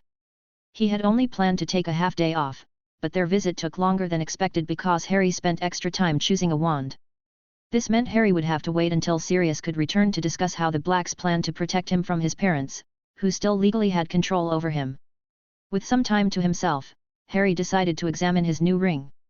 Heir rings from wizarding families are known for their powerful magical abilities. Not only do they offer protection from being arrested without cause, but they can also detect if someone is trying to read your thoughts if you've been poisoned, or if there are other dangers nearby. The most important feature of the ring is its ability to choose the rightful heir of the family. Harry found these rings fascinating, especially since they were made a long time ago by skilled enchanters, a craft that is believed to be lost. Harry looked forward to the day he could claim the Lord's Ring, which would give him access to the Potter family's secrets, their manor, and their wealth. However, he knew he had to wait until he was 17, when wizards come of age before the ring would even consider him for the position of family lord. The rest of the day flew by as Harry got back to his studies. Despite being far ahead of other kids his age, he felt compelled to keep pushing forward. That evening, after a hearty dinner, Harry sat down with Sirius and Arcturus to have his questions answered. Arcturus started the conversation by asking Harry if he ever wondered why they allowed him to pursue his studies so aggressively, far beyond what is typical for children his age. Harry was caught off guard by the question. He hadn't really thought about it, assuming it was the norm. "I just thought that's how it was supposed to be," Harry responded. "Finish one thing and move on to the next. I was under the impression all kids from ancient families started their studies early." Sirius clarified that while it's true kids from their kind of families start learning early, they usually only cover the basics at first. "It's rare for someone your age to delve so deeply into their studies," he said. "A little bit of studying before Hogwarts is fine, but diving into advanced magic can be risky for someone still growing." Arcturus then encouraged Harry to consider why it might be dangerous for children to engage in magic beyond their age level. As Harry pondered this, he realized the risks of performing advanced magic with an undeveloped magical core. The potential damage to his magic channels, possibly preventing him from ever using magic again, was a chilling thought. Arcturus explained further, "That's why I had you practice each new spell you learned repeatedly, even after you seemed to have mastered it. It wasn't just about getting the spell right but also making sure your magical pathways were strong enough to handle the spell's demands." Harry recalled feeling frustrated by Arcturus's methods. He had started his magical education at 7, hoping to quickly advance through his lessons given his previous life's knowledge. However, 4 years in, he had only completed coursework equivalent to 5 years at Hogwarts, a slower pace than he had expected. This was because Arcturus had him practice each spell many times before moving on, which Harry had assumed was preparation for silent and wandless casting. Only now did he understand the real reason was to ensure his safety as his magical abilities developed. The magic core inside every witch or wizard acts as a reservoir for magical energy, which they use to cast spells or draw upon the ambient magical energy around them. When this reserve is depleted, they experience magical exhaustion and must rest to replenish their energy before casting more spells. Moreover, the magical channels or veins that run throughout a wizard's body are crucial for distributing magic to where it's needed for casting, whether through a wand or directly from the hands for wandless magic. As a wizard matures, so do these magical channels, becoming more capable of handling larger flows of magic. However, if a wizard attempts a spell that requires more magic than their channels can safely manage, it could cause serious damage, like rupturing these channels and possibly rendering a part of their body incapable of magical function. Understanding this, Harry felt grateful for Arcturus's careful guidance. He appreciated having a teacher who knew so much about magic and prioritized his long-term well-being. If it hadn't been for Arcturus, Cordelia, and the others, Harry might have attempted spells that were too advanced, risking his future as a wizard. Sirius reassured Harry, "We're family, Harry. We'll always look out for you." He then explained they had been working on a solution for the legal guardianship issue from the day they found Harry. They discovered several potential solutions, but most were not suitable. Arcturus explained one option was to challenge the guardianship in the Wizengamot, which could have legally separated Harry from his parents based on their actions.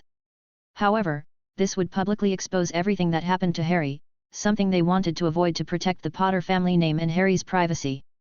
Another possibility was seeking asylum in another country, but that would require giving up Harry's rights in Britain, conflicting with his goal to restore the Potter family's reputation. The best option turned out to be early emancipation, which required Harry to pass his OWL exams. There wasn't a minimum age requirement for emancipation, just passing the OWLs in the required subjects would suffice. Given Harry's advanced magical abilities, they were confident he could easily pass these exams. However, one complication was that emancipation typically requires the consent of the current legal guardians, which in Harry's case were James and Lily Potter. This initially seemed like a significant hurdle, given their current guardianship rights. But Sirius had a plan. "Since I'm your legal godfather, we thought we might use my consent as a way to get you emancipated," he explained. "However, this could alert your parents and give them a chance to object. So, we need to act quickly and quietly to make sure everything is settled before they can intervene." Harry was curious about what he needed to do next. "So, how do we make this happen fast?" Sirius assured him, "You don't need to worry about anything. All we need is for 3 members of the Wizengamot to sign off on your application for emancipation. Arcturus will use the Black family's vote, Amelia will use the Bones family's vote, and we just need one more. With a little persuasion, finding a third supporter shouldn't be too difficult." Harry suggested, "What about the Longbottoms? Could they help? That's an excellent idea, Sirius agreed. They're not as close to the Potters and Dumbledore anymore, so they might be willing to support your application, especially considering the debt they feel they owe you. Arcturus added, if for some reason the Longbottoms can't help, I'm sure we can secure the third vote another way. But it's better to avoid involving too many others to keep this matter as private as possible. With the plan laid out, all Harry needed to do was pass his OWL exams. Should I take all of them? Harry wondered, feeling confident in his ability to excel. Sirius advised against it, suggesting, just take the minimum required subjects. It's better not to draw too much attention to yourself, and you don't want to limit your options for Hogwarts and beyond by completing all your OWLs now. Arcturus agreed, it's important to balance your achievements so you can still have a normal school experience. Excelling in a few subjects will suffice, and you can focus on making friends and enjoying your time at Hogwarts. Feeling relieved and excited about the future, Harry decided to follow their advice. He would choose 3 subjects to focus on for his OWLs, taking the exams in December during the school holidays. This would not only secure his emancipation but also allow him to continue his education and life without the shadow of his parents' legal control hanging over him. With a plan in place, Harry felt a renewed sense of purpose and optimism. The thought of gaining his independence and moving forward on his terms filled him with determination. Thanks to the support and guidance of Sirius, Arcturus, and his other mentors, he was ready to face whatever challenges lay ahead with confidence and resolve. Chapter 63, Ordinary Wizarding Levels. After the plan was set, Harry only needed to focus on taking his exams. The OWLs, or Ordinary Wizarding Levels, had 2 main locations for testing within the UK, Hogwarts School of Witchcraft and Wizardry for its students, and the Ministry of Magic's Department of Magical Education for everyone else. Harry, not being a Hogwarts student yet, had to opt for the Ministry. He had 2 opportunities to take the exams, one during the summer break in July and the other during the winter holidays in December. Harry chose the December slot, wanting to get it done sooner rather than later. After careful consideration and advice from Arcturus, Harry chose to take his OWLs in arithmancy, history of magic, and Muggle studies. These subjects were primarily theoretical, allowing Harry to demonstrate his knowledge without drawing undue attention. They were also subjects that many bright students could pass easily, ensuring Harry's success wouldn't seem too out of the ordinary to his future classmates. With over 2 months to prepare, Harry stuck to his regular study routine, diving into the 6th-year Hogwarts curriculum. He also had to visit Ollivander's a week later to get his new wand, which he was pretty excited about. A week later, Harry headed back to Ollivander's shop. His visit was timed for the evening to ensure that he could pick up his wand after Ollivander had completed the necessary adjustments. The streets of Diagon Alley were mostly deserted by the time Harry arrived, giving the place a quiet, almost eerie atmosphere. Harry had hoped to be there earlier, but a message from Ollivander mentioned needing a little more time to finalize the wand. Upon entering the shop, the elderly wand maker emerged from the back, holding a beautifully crafted box. The marine blue exterior of the box, coupled with its standard white bottom, signaled that the wand within was ready and waiting for Harry. Ollivander, with a grand gesture, unveiled the wand, and Harry immediately felt a surge of excitement. Just by looking at it, he could tell it was special.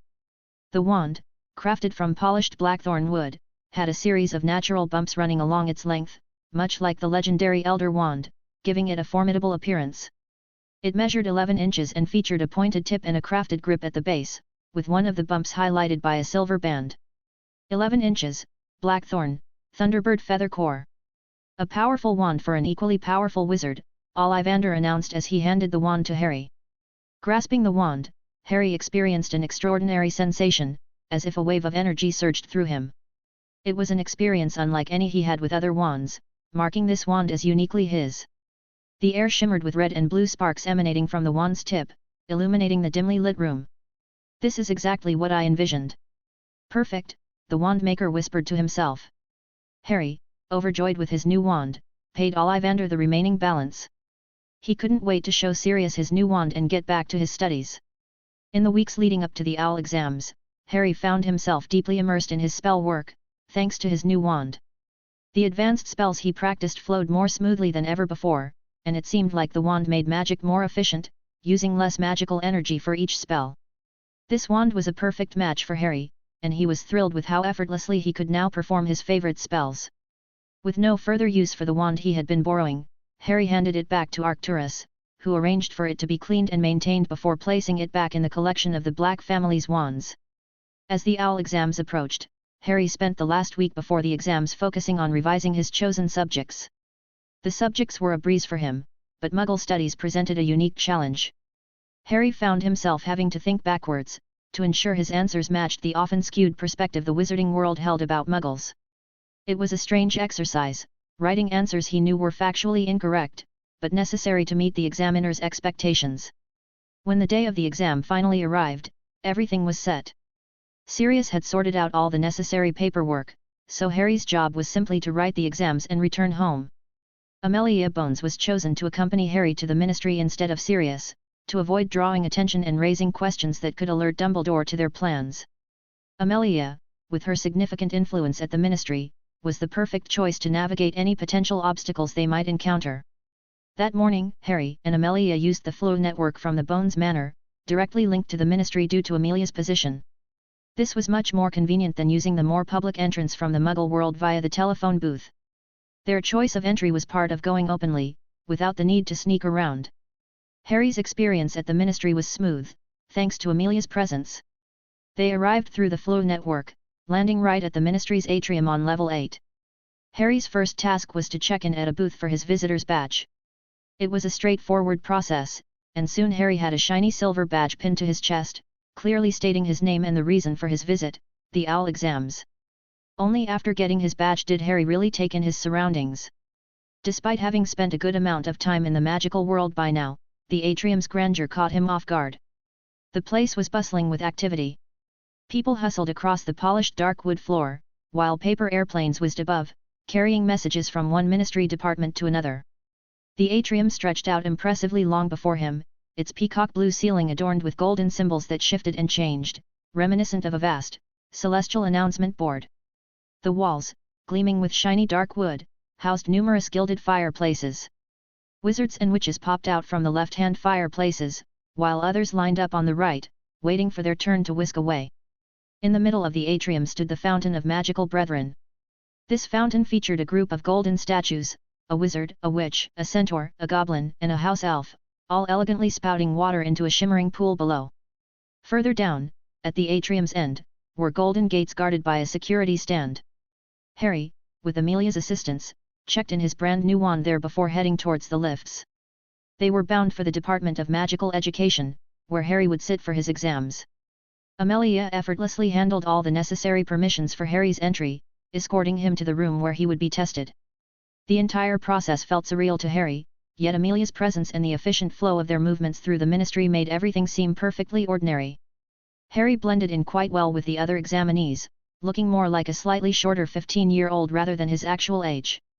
This helped him avoid drawing undue attention, as his visitor badge did not disclose his age.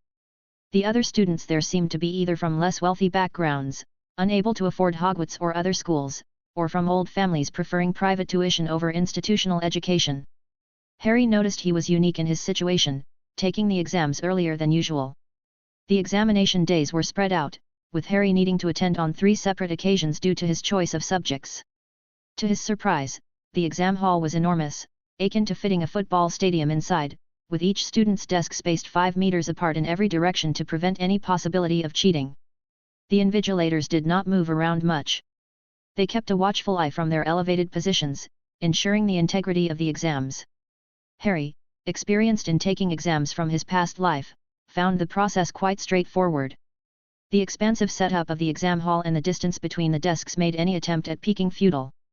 Amelia was always there, waiting outside, ready to assist with any complications, but their thorough preparation ensured that none arose. Harry completed each of his exams smoothly, marking a crucial step towards his goal of gaining independence and securing his future without any hitches. Each successful exam day brought Harry closer to the freedom he sought, a testament to the meticulous planning and support from Sirius, Amelia, and the rest of his family. Chapter 64, Emancipation. After finishing his OWL exams, Harry felt quite sure he'd pass with top marks, so there wasn't much worry in the air. Sirius then began the process to have Harry emancipated, which, to Harry's surprise, resembled the Muggle world's bureaucracy more than he had anticipated. Just like in the non-magical world, there was a heap of paperwork to sort through before the emancipation could be officially filed and approved. This process was entirely devoid of any magical shortcuts, requiring each step to be completed with the same meticulous attention to detail as any Muggle legal procedure. About a month after the exams, the results arrived via an official ministry owl. As expected, Harry achieved an outstanding grade in all 3 subjects he had chosen to take. This excellent outcome was no shock to Harry or his family, but it still provided a good excuse to throw a small celebration. Harry, particularly, was keen on having this gathering, knowing that such moments of togetherness would become less frequent once he started attending Hogwarts. Following the celebration of his owl results, Sirius shifted into high gear to finalize Harry's emancipation paperwork. This last phase involved filling out the final form and gathering the necessary signatures to expedite the process. Thankfully, the process unfolded smoothly, and they managed to keep the entire operation under wraps, away from the prying eyes of the Potters and Dumbledore. Frank Longbottom was more than willing to lend his signature to the application. He didn't pry into the details, understanding from Harry's noticeable absence from the Potter family events and now the move towards emancipation, that things were far from harmonious between Harry and his biological parents. Frank's own dissatisfaction with James Potter's recent behavior made him all the more supportive of Harry's desire for independence. His only request was for an opportunity to personally thank Harry for the life-saving warning Harry had provided on that critical night. Sirius readily agreed, suggesting they arrange this meeting once Harry's emancipation was complete, and he was legally considered an adult in the wizarding community. This would allow Harry to engage more openly with others, free from the oversight of his legal guardians. Soon Harry found himself at the final stages of his journey towards emancipation, a process he had to navigate by himself. His first stop was the office of Madame Griselda Marchbanks, the head of the Wizarding Examinations Authority. She had Harry show her some basic spells to ensure he could perform magic safely. Satisfied with Harry's proficiency and control over magic, she officially approved his owl results with a formal stamp. Next on his agenda was a visit to the improper use of magic office within the Department of Magical Law Enforcement. Here, Harry was briefed on a series of rules and regulations that he was expected to adhere to as a magic user in the wizarding world. He learned about the appropriate contexts for magic use, the actions to take if a Muggle witnessed magical activity, and the severe consequences for violating the statute of secrecy. The officials made it clear to Harry that once emancipated, any legal transgressions he might commit would see him tried and punished as an adult, with no allowances made for his age. With these critical steps completed, Amelia stepped in to finalize Harry's application. Her expertise and efficiency wrapped up the process within an hour, and with that, Harry was officially recognized as an adult in the wizarding community. One of the last formalities involved the Department of Magical Law Enforcement recording Harry's magical signature in their records.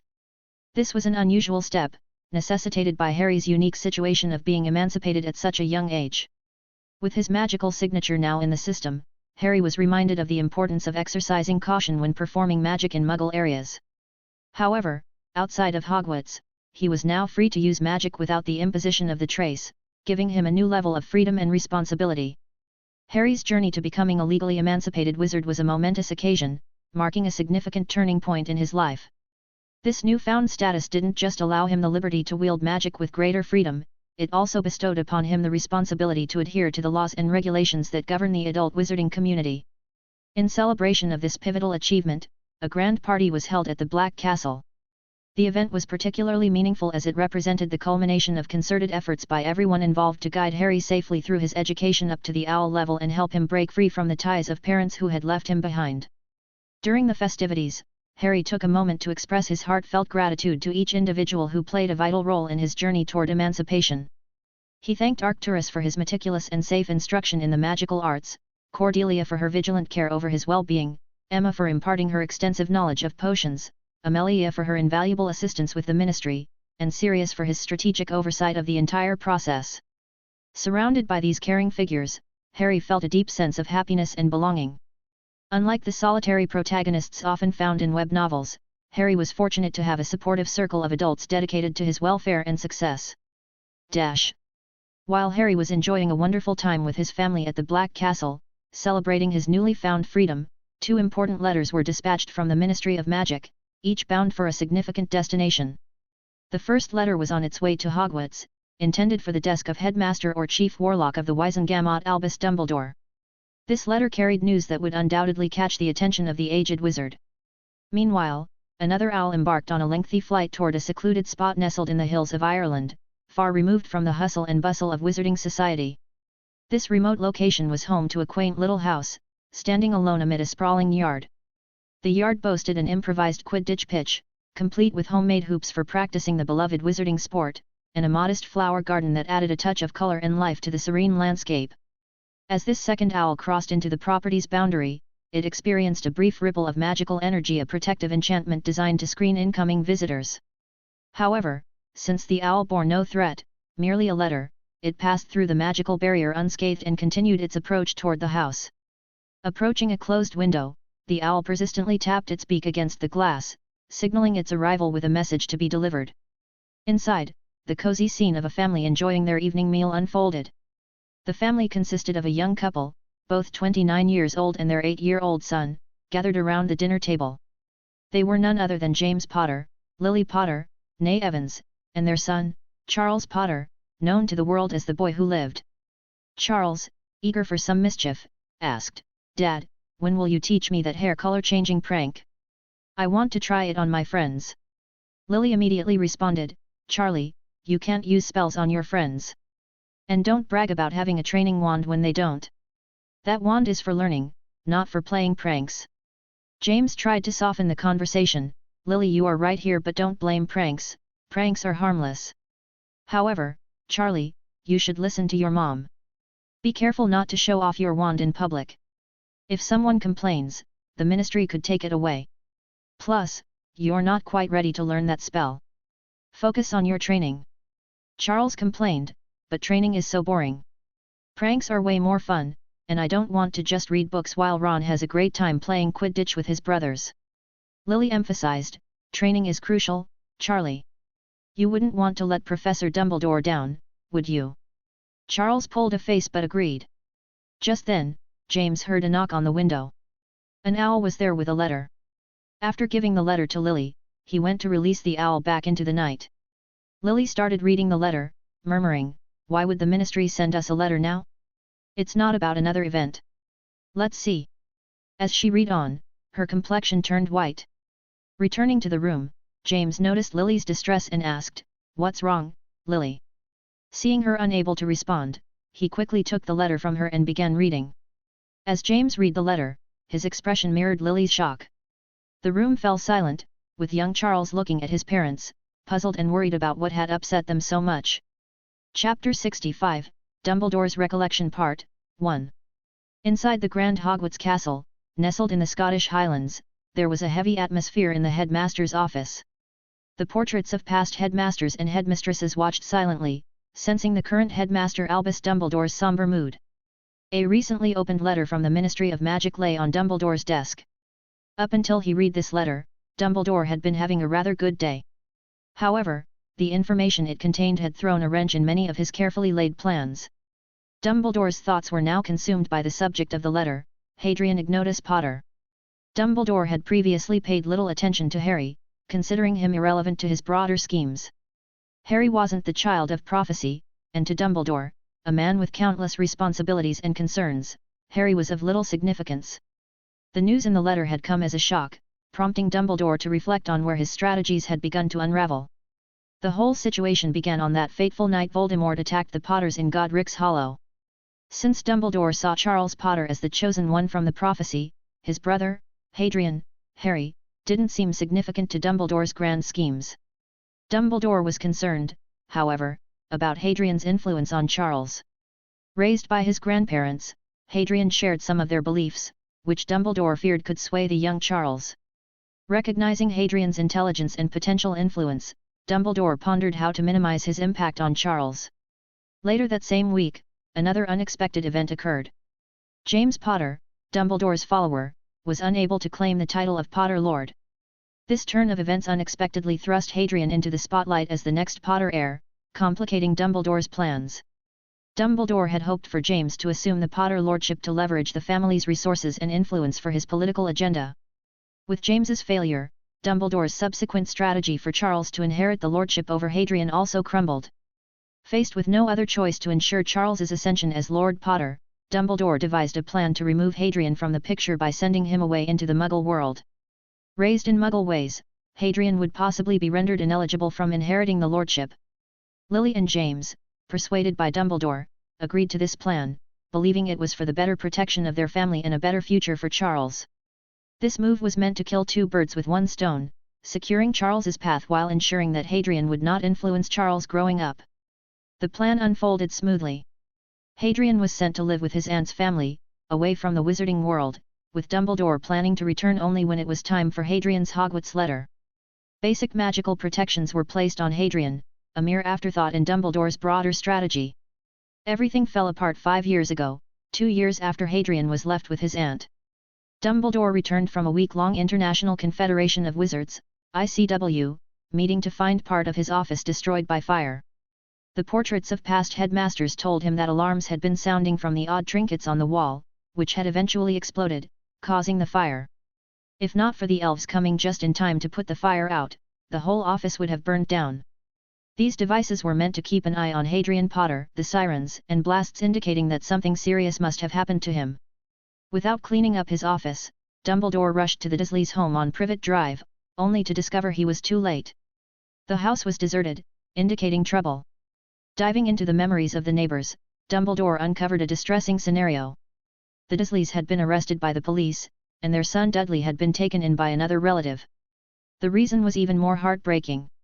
The Dursleys had horribly mistreated Hadrian, reducing the young boy to a servant for the last 2 years. Recently, Hadrian had been in an accident and, without proper medical attention, his condition worsened until he died. The Dursleys had in fear hidden his body, which the police found, leading to their arrest for abuse and negligence for not seeking medical help. Shocked and grieving, Dumbledore realized his mistake. He had assumed that Petunia Dursley, being family, would care for Hadrian properly. He couldn't have been more wrong. His belief that family means automatic love and care had blinded him to the possibility of abuse. Reviewing the Dursleys' memories confirmed the worst. Hadrian was unloved and mistreated, and fear of exposure led them not to seek help, resulting in his death. They also had no love for him.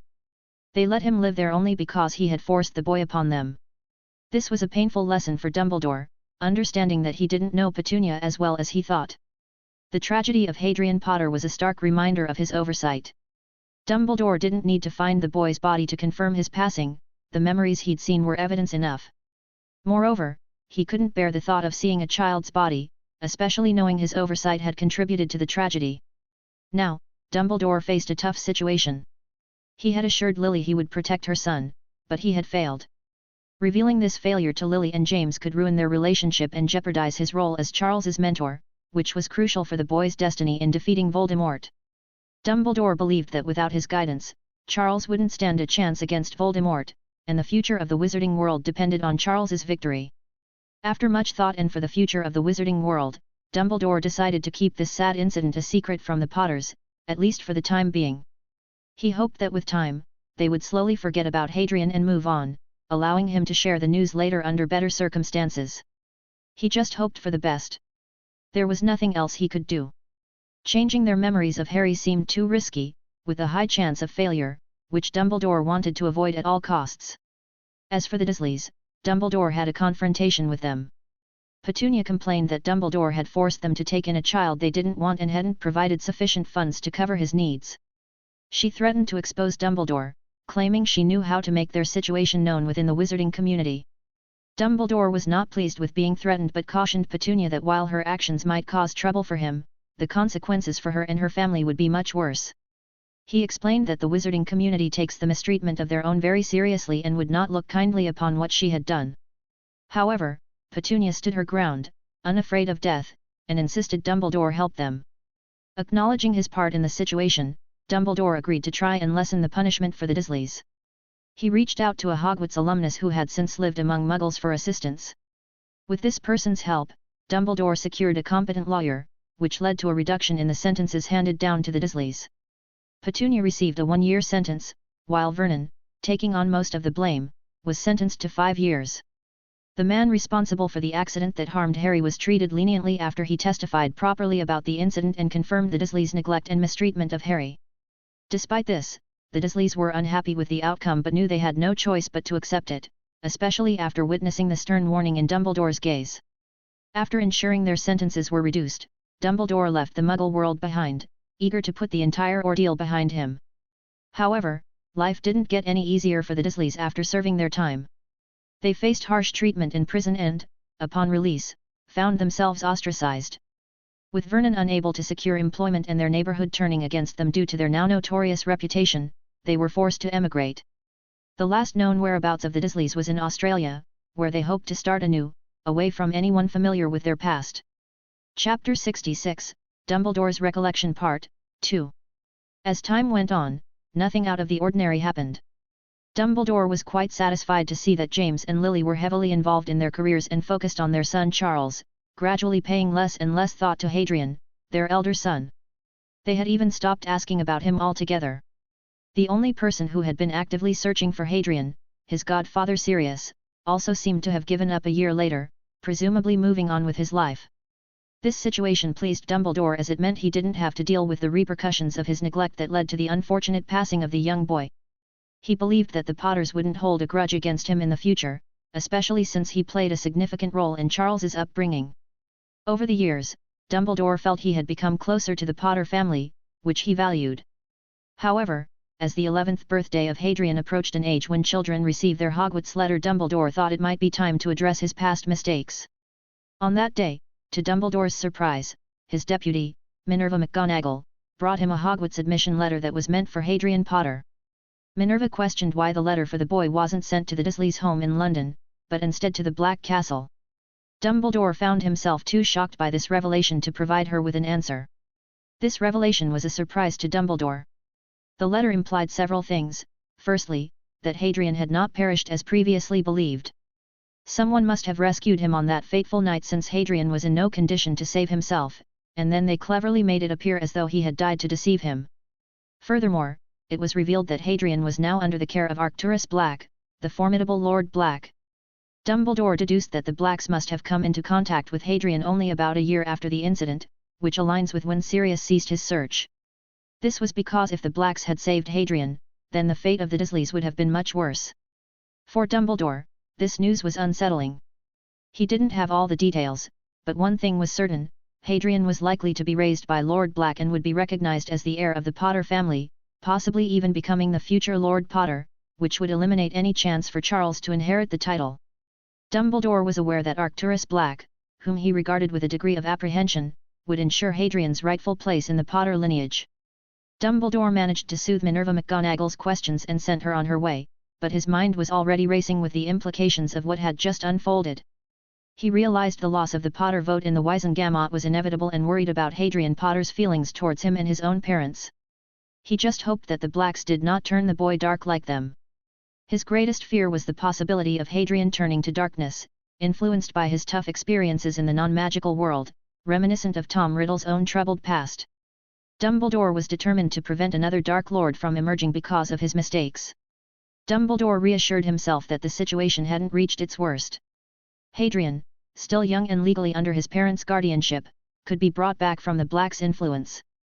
Dumbledore's task was to locate Hadrian, bring him back to his parents, and mend their relationship. He firmly believed that, given time, any rifts within the family would heal. According to Dumbledore, the bonds of family were strong enough to overcome past grievances, and Hadrian would eventually forgive his parents, choosing a path aligned with the light. But as the days went by, Dumbledore's hope began to fade. It appeared his previous actions had been too effective. James and Lily Potter seemed to have moved on, showing little concern for Hadrian, their firstborn son. They hadn't approached Dumbledore about Hadrian's expected integration into the magical world, a troubling sign of their detachment. To complicate matters further, Dumbledore couldn't pinpoint Hadrian's whereabouts. The location of the Black Castle, where he suspected Hadrian might be, remained a mystery, and the Black family was unresponsive to his inquiries. Even his extensive network couldn't provide any clues, leading Dumbledore to question whether the Hogwarts admission quill had erred in its address or, more worryingly, if Hadrian had not survived after all. This uncertainty left Dumbledore in a precarious position, grappling with the potential fallout of his decisions and the daunting task of reconciling with a boy who might view him as an adversary. While Dumbledore was immersed in his efforts to locate Hadrian, a letter from the Ministry arrived today, causing him considerable worry. As the chief warlock of the Wizengamot, he was notified that Hadrian Ignotus Potter had successfully completed all the necessary steps to become legally emancipated that very day. Learning that Hadrian had excelled in his OWL exams in arithmancy, history of magic, and Muggle studies was not too much of a surprise, given he was under the care of Arcturus Black. However, the news of his emancipation took Dumbledore by surprise. Emancipation was no simple matter, it required proof that the young wizard could responsibly wield magic and also necessitated the consent of his guardians. Yet, it seemed Sirius Black, with Arcturus Black and Amelia Bones' assistance, had skillfully navigated the bureaucratic channels of the ministry. They managed to liberate Hadrian from the control of his parents and, consequently, from Dumbledore's influence. This development troubled Dumbledore deeply. It implied he would lose any leverage over Hadrian, raising concerns that without proper guidance, Hadrian might be drawn towards darker paths. Dumbledore did not want the two brothers to face each other during the inevitable war on Voldemort's return. As Dumbledore pondered the ramifications of this revelation, the glow of his office's flow network caught his attention. This emergency flow connection was rarely used, sparking his curiosity about the visitor who deemed it necessary to contact him so late into the night. Chapter 67, The Emancipation Fallout. As Dumbledore gazed at the Hogwarts headmaster's office fireplace, it suddenly flared up, signaling the arrival of two familiar figures. James and Lily Potter stepped out one after the other, leaving Dumbledore to assume that Charles must be in Remus's care, given his absence. The look on James and Lily's faces was a complicated mix of regret, fear, and anger. Dumbledore was already aware that they must have received the same letter about Harry's emancipation that had been sent to him, and their presence here was a direct consequence of reading that letter. Even though Dumbledore had a good idea of the reason for their unexpected visit, he still asked, "James, Lily, what brings you here in such urgency? Remember, I've said this flow connection is for emergencies." Lily, her voice filled with a mix of confusion and anger, demanded, "I don't care about protocols right now, Professor. Where is my son? Where is Harry? Why did I get a letter from the ministry saying he's been emancipated, and I'm no longer his guardian?" James chimed in with similar concerns, "Exactly, Professor, where is Harry? Wasn't he supposed to be with the Muggles? How did he return to our world and get emancipated without us knowing anything about it?" Dumbledore, with a hint of reproach in his tone, responded, "So, you remember you have another son? It seemed like you had forgotten him. We had agreed to bring him back into the wizarding world on his 11th birthday, yet months have passed since then, and neither of you has inquired about him.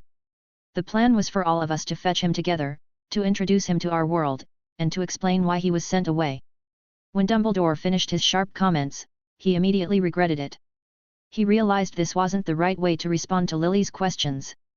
The revelations of the day had frustrated him, and the Potter's attempt to lay all the blame on him had caused him to respond more harshly than intended. He knew he was mostly to blame for not fulfilling his duty to look after Harry, even though James and Lily also shared some responsibility. After hearing Dumbledore's words, James and Lily looked down, visibly ashamed.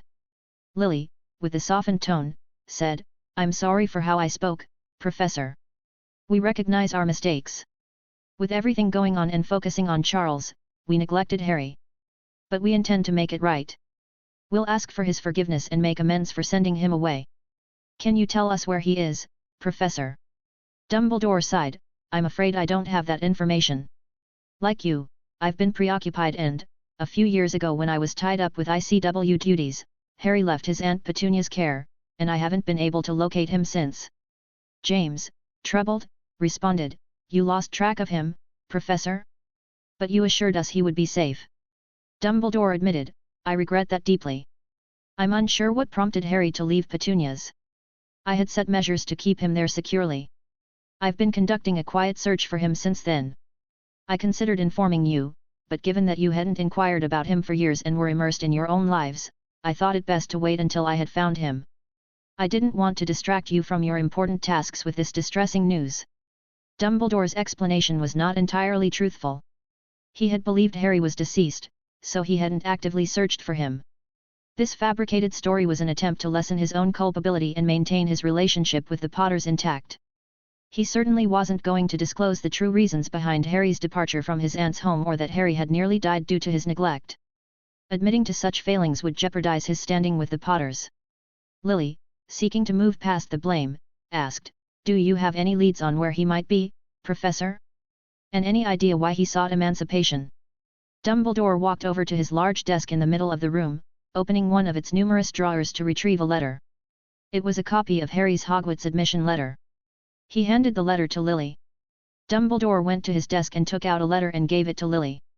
It was a copy of Harry's Hogwarts letter. This is the letter for Harry's admission to Hogwarts, Dumbledore explained. From the address listed, it seems Harry is currently living with Lord Arcturus Black and Sirius at the Black Castle. However, the castle's concealed location has halted my efforts to find him. As for why he sought emancipation, I suspect Harry might not have wished to reunite with you, possibly seeking independence with Arcturus Black's aid.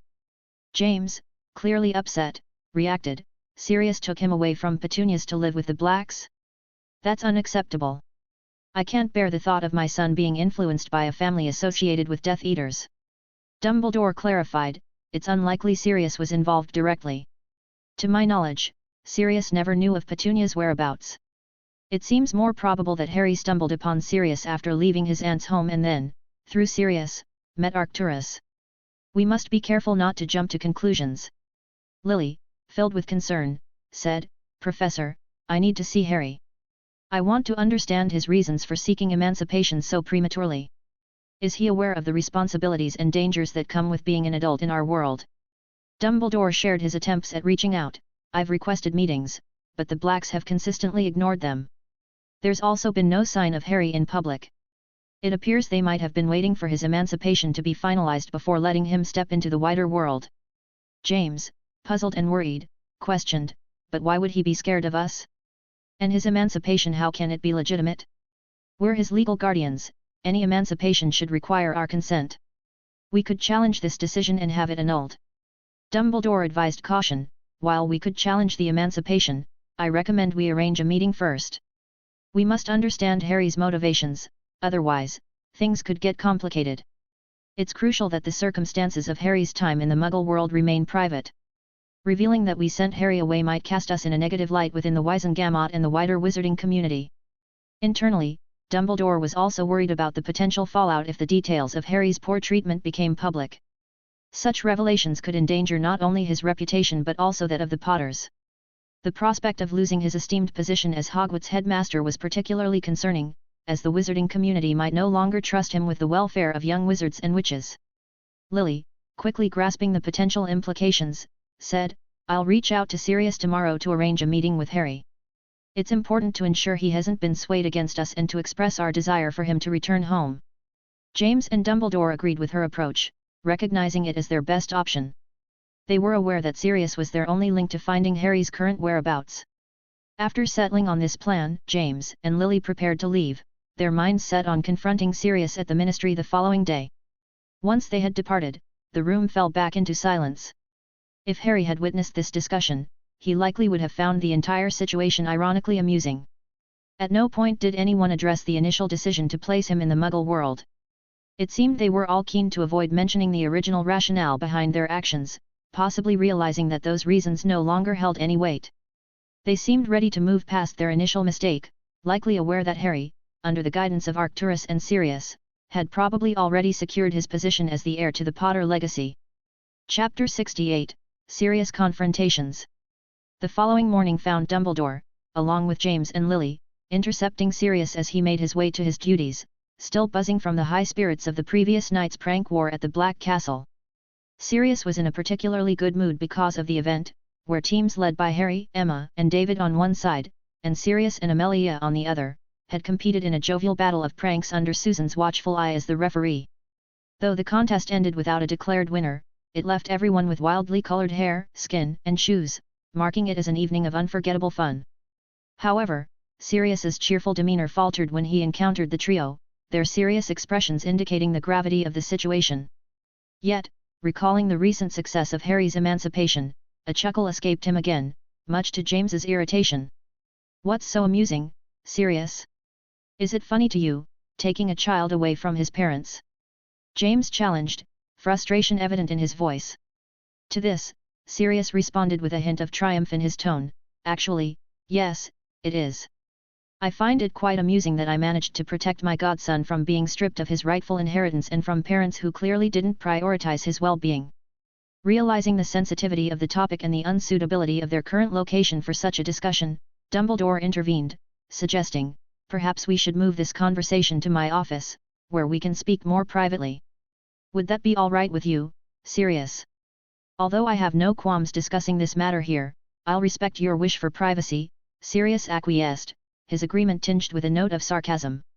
He then followed the group to Dumbledore's office, continuing to hum his cheerful tune, much to James's annoyance.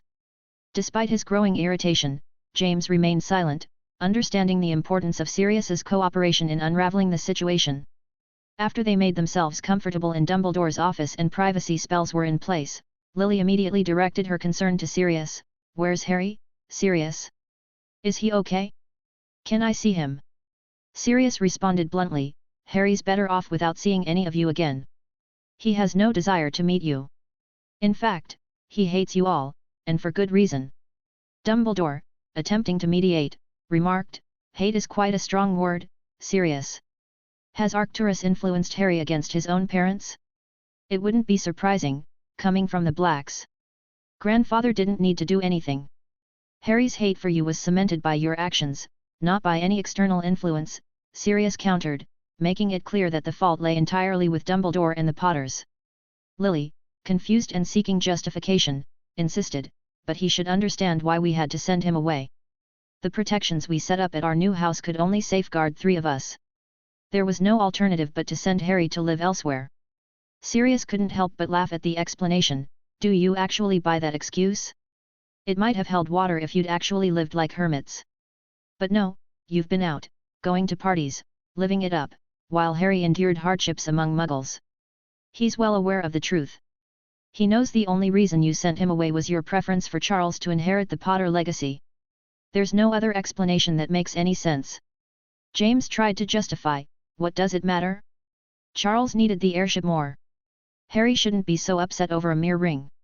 Sirius's response was cutting, that coming from someone who flaunted his ring at Hogwarts for 7 years and then sulked after losing the lordship test? "You've become a hypocrite, James. Perhaps you always were, and I just didn't see it before." The exchange laid bare the deep rifts and painful truths among them, with Sirius unafraid to voice the harsh realities that Dumbledore and the Potters were reluctant to acknowledge. Dumbledore attempted to shift the focus. "Let's set aside the issue of the ring for a moment. Perhaps it would be beneficial for Harry to see his parents again. He's likely missed them after being apart for so long. They should have the opportunity to discuss and resolve their issues without external interference, Sirius." However, Sirius stood firm in his stance. "While I'd prefer not to get involved, Harry has made it clear he never wants to see his parents again. He's asked me to convey his lack of forgiveness for being sent away to suffer in the Muggle world while his family lived comfortably in the magical world." James, dismissive of Harry's feelings, retorted, "What suffering? He was merely living without magic. He needs to get over it and return home. We'll be contesting his emancipation and have it reversed." "You had no right to support his emancipation, Sirius." Sirius, undeterred, responded, "Feel free to challenge it, but be prepared for everything to come out into the open." Initially, Harry was inclined to change his guardianship legally, exposing everything. However, he ultimately chose a different path to avoid tarnishing the Potter family's reputation. "James, it would become public knowledge that you were manipulated into abandoning your own son." James, stubbornly, said, "We're ready to face whatever comes. It's unacceptable for the Potter heir to be influenced by those associated with Death Eaters. With our standing in the Wisengamot, we have a strong chance of winning." Lily, driven by a desire to reunite with her son, declared, "I want Harry back, and I'm willing to fight for it. Sirius, please let us see him just once." Sirius stood firm in his decision. "Be prepared for a legal battle then. Harry has no interest in seeing you." Then, turning to Dumbledore with a hint of sarcasm, he continued, "Professor. Surprised to see Harry's still alive, aren't you? You probably thought he was dead. I was curious about your reaction when you discovered he's been alive this whole time." The best joke was played by someone very close to Harry, who claims not to enjoy pranks. It appears these two know nothing about the supposed death of Harry.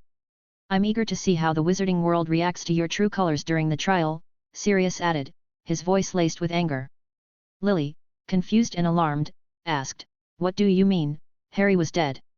Sirius explained, "Harry nearly died 5 years ago, right in your sister's home. If it hadn't been for his magic breaking through one of Dumbledore's spells, he wouldn't have made it through the night. It appears you're unaware of the life he endured with your sister. It was far from pleasant." Dumbledore has remained silent about this, or perhaps you never bothered to inquire about Harry after all these years. Lily's eyes filled with guilt, prompting Sirius to add, it seems I'm correct. You've neglected to keep tabs on your less famous son. I'll see you at the Wizengamot trial then. I have no desire to see you any longer. James, trying to dismiss the claims, said, Harry must have lied. Dumbledore had magical means to monitor him. I once checked, and it seemed Harry was well adjusted in his new environment. Sirius responded sharply, continue living in your fantasy. Dumbledore is well aware of the truth, and Harry is prepared to share his memories in front of the Wizengamot. Dumbledore interjected, hoping to ease the tension, Sirius, is this the path we must take? I acknowledge my failure to protect Harry, but James and Lily believed I was taking care of him. Now that Harry is living a better life, can't we leave the past behind? Sirius stood firm, his voice steady, it's not all on you. Yes, you've made significant errors, but James and Lily share in the blame too. Harry's fully aware of the whole situation. He's so adamant about not being hassled by you all that he's given me something quite revealing for you to see. Dumbledore, we're going to need your pensieve. Understanding the gravity of what Sirius intended, which could potentially spell trouble for him, Dumbledore nonetheless complied, signaling for a Hogwarts house elf to fetch the artifact. Upon its arrival, Sirius revealed a vial, within it a memory strand from Harry, and deposited its contents into the pensieve. Take a look, Sirius urged them. This will give you a glimpse into the wonderful time Harry spent in the Muggle world because of the decisions you made. Harry's ready to have these memories presented at the Wizengamot trial. Should this escalate to a public revelation, he's keen on ensuring you face the consequences of your actions. The trio, filled with a sense of dread, touched the memories within the pensieve. When they finally pulled away, the impact was immediately apparent.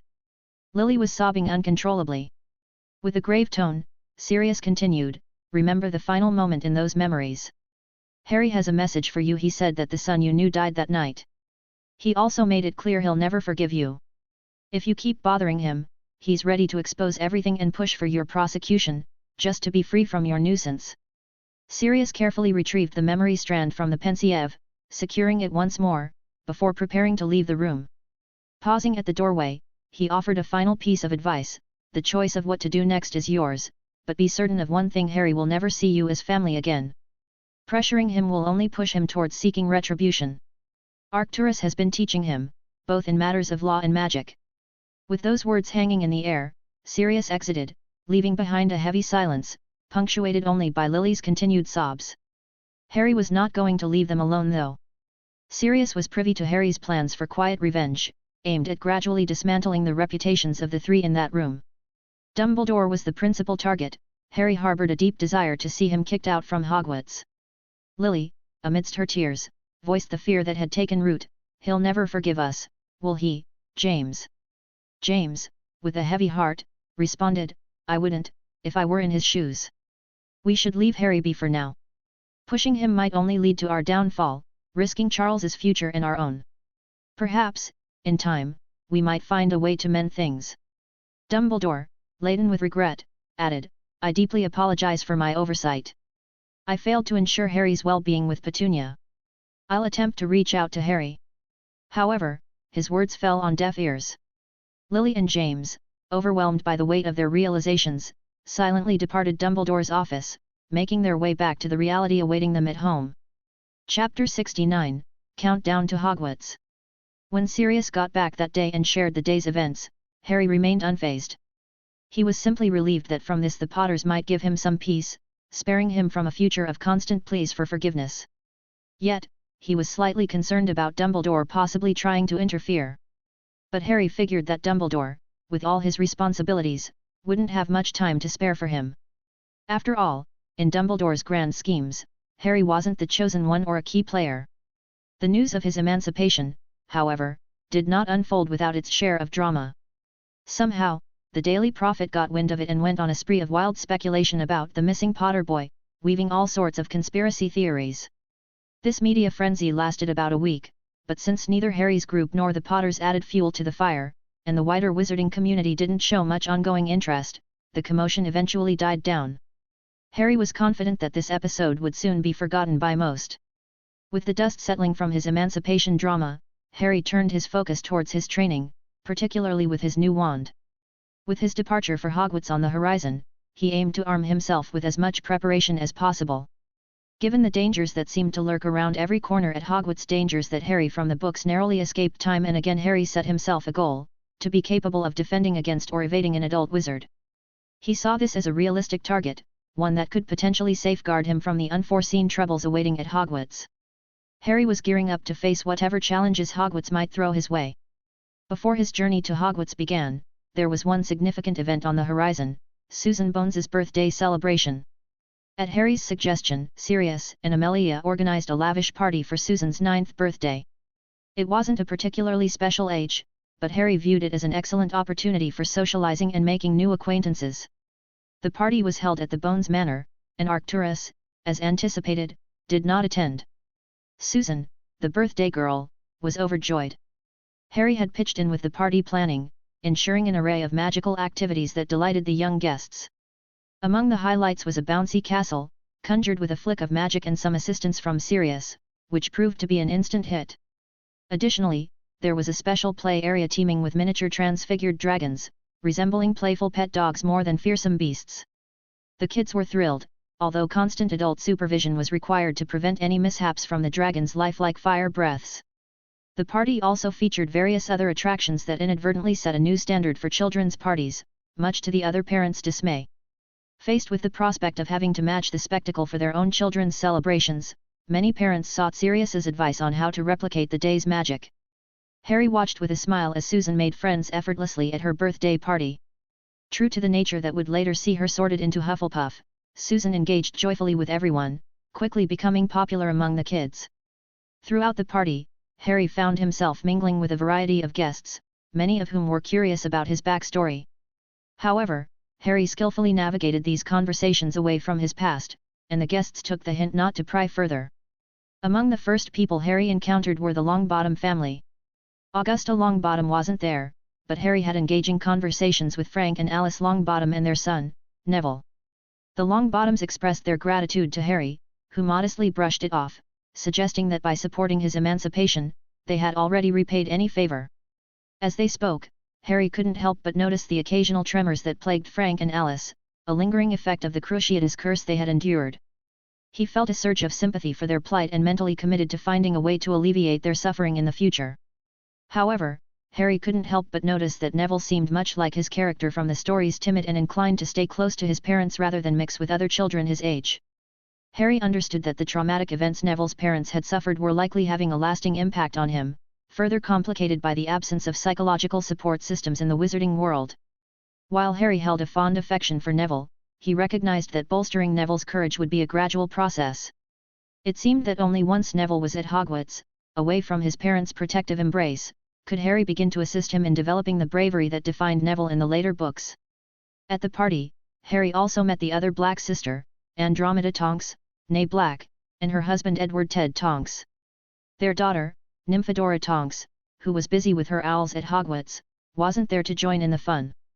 Up until this party, Harry hadn't crossed paths with Andromeda and Ted, mainly because Arcturus held some reservations about Andromeda. His disapproval didn't stem from her marriage to a Muggle-born, Ted, but rather how she handled her personal matters back in the day. Andromeda was supposed to marry someone from another old wizarding family, a setup she wasn't fond of at all. Instead of seeking a diplomatic solution, she chose to follow her heart and married Ted in haste, causing a bit of a stir within the Black family and the broader wizarding society. Arcturus believed Andromeda's rash decision slightly tarnished the Black family's reputation. He felt that if she had just come to him with her problems, he could have helped her navigate through them. But because she didn't, Arcturus kept his distance. However, he did make an exception for Sirius to maintain contact with her, especially since her daughter, Nymphadora, showed the rare Black family trait of being a metamorphmagus. Arcturus was still on the fence about officially welcoming Andromeda and her family back into the Black fold, leaving the final call to Sirius, who was set to take over as the next Lord Black. Despite these intricate family ties, Harry found himself warmly received by Andromeda and Ted. Their close relationship with Sirius encouraged Harry to engage with them more deeply. Andromeda, though primarily focused on her family, worked part-time as a healer, a role Harry admired. Ted, meanwhile, ran his own business, often liaising with the Muggle world, showcasing his adaptability and expertise in navigating both realms. Harry was impressed by their skills and looked forward to learning from their experiences. Thanks to the considerable efforts of Sirius and Amelia, many people had come to the party, and among them, Harry recognized many familiar characters in the Harry Potter books. Some known names were the Greengrass family, with their daughters Daphne and Astoria. Close by was Susan's good friend, Hannah Abbott, accompanied by her parents. Lavender Brown also made an appearance, her bubbly personality and her parents in tow, adding to the lively atmosphere of the gathering. Though there were numerous other children whose names Harry couldn't immediately recall from the books, their presence added to the festive atmosphere. A particularly notable encounter for Harry was with Cedric Diggory and his parents. Given that Cedric was destined to be in the same Hogwarts year as Harry, they spent a good deal of time chatting during the party. Cedric lived up to his literary description, a quintessential Hufflepuff with an approachable aura and a touch of shyness that Harry found endearing. Harry was quick to befriend him, though he humorously noted Cedric's father, Amos's, tendency to boast about his son's achievements. A gentle reminder from Sirius about Harry's own academic success was enough to temper Amos's enthusiasm. At the birthday bash, there was a noticeable absence of those aligned with the dark faction and those firmly in Dumbledore's camp, which meant the Weasley family, known supporters of Dumbledore, weren't in attendance. This detail didn't escape Harry's notice, especially since he wouldn't get the chance to meet Fred and George Weasley, the notorious twins, before starting Hogwarts together. Aware of their reputation for mischief, Harry mentally prepared himself to steer clear of their infamous pranks. As the party wound down with the setting sun, it was evident that the children were having too much fun to think about leaving. Susan, in particular, had a blast, making numerous new friends and eagerly planning future get-togethers. Sirius and Amelia looked on with pride, delighted by Susan's newfound popularity. They felt reassured knowing she would have a strong circle of friends when it came time for Hogwarts, easing any concerns they might have had about her adjustment to school life. Reflecting on the day's events, Harry felt content with the new acquaintances he'd made. Encouraged by Sirius, he even promised Cedric Diggory to join him for a game of Quidditch. Though sharing this interest, Harry doubted they'd be on the same team since he suspected that Hufflepuff wasn't in his future at Hogwarts. With each passing day, the anticipation for the Hogwarts Express grew. Harry felt a mix of excitement and readiness, keenly aware of the adventures and challenges that awaited him at Hogwarts.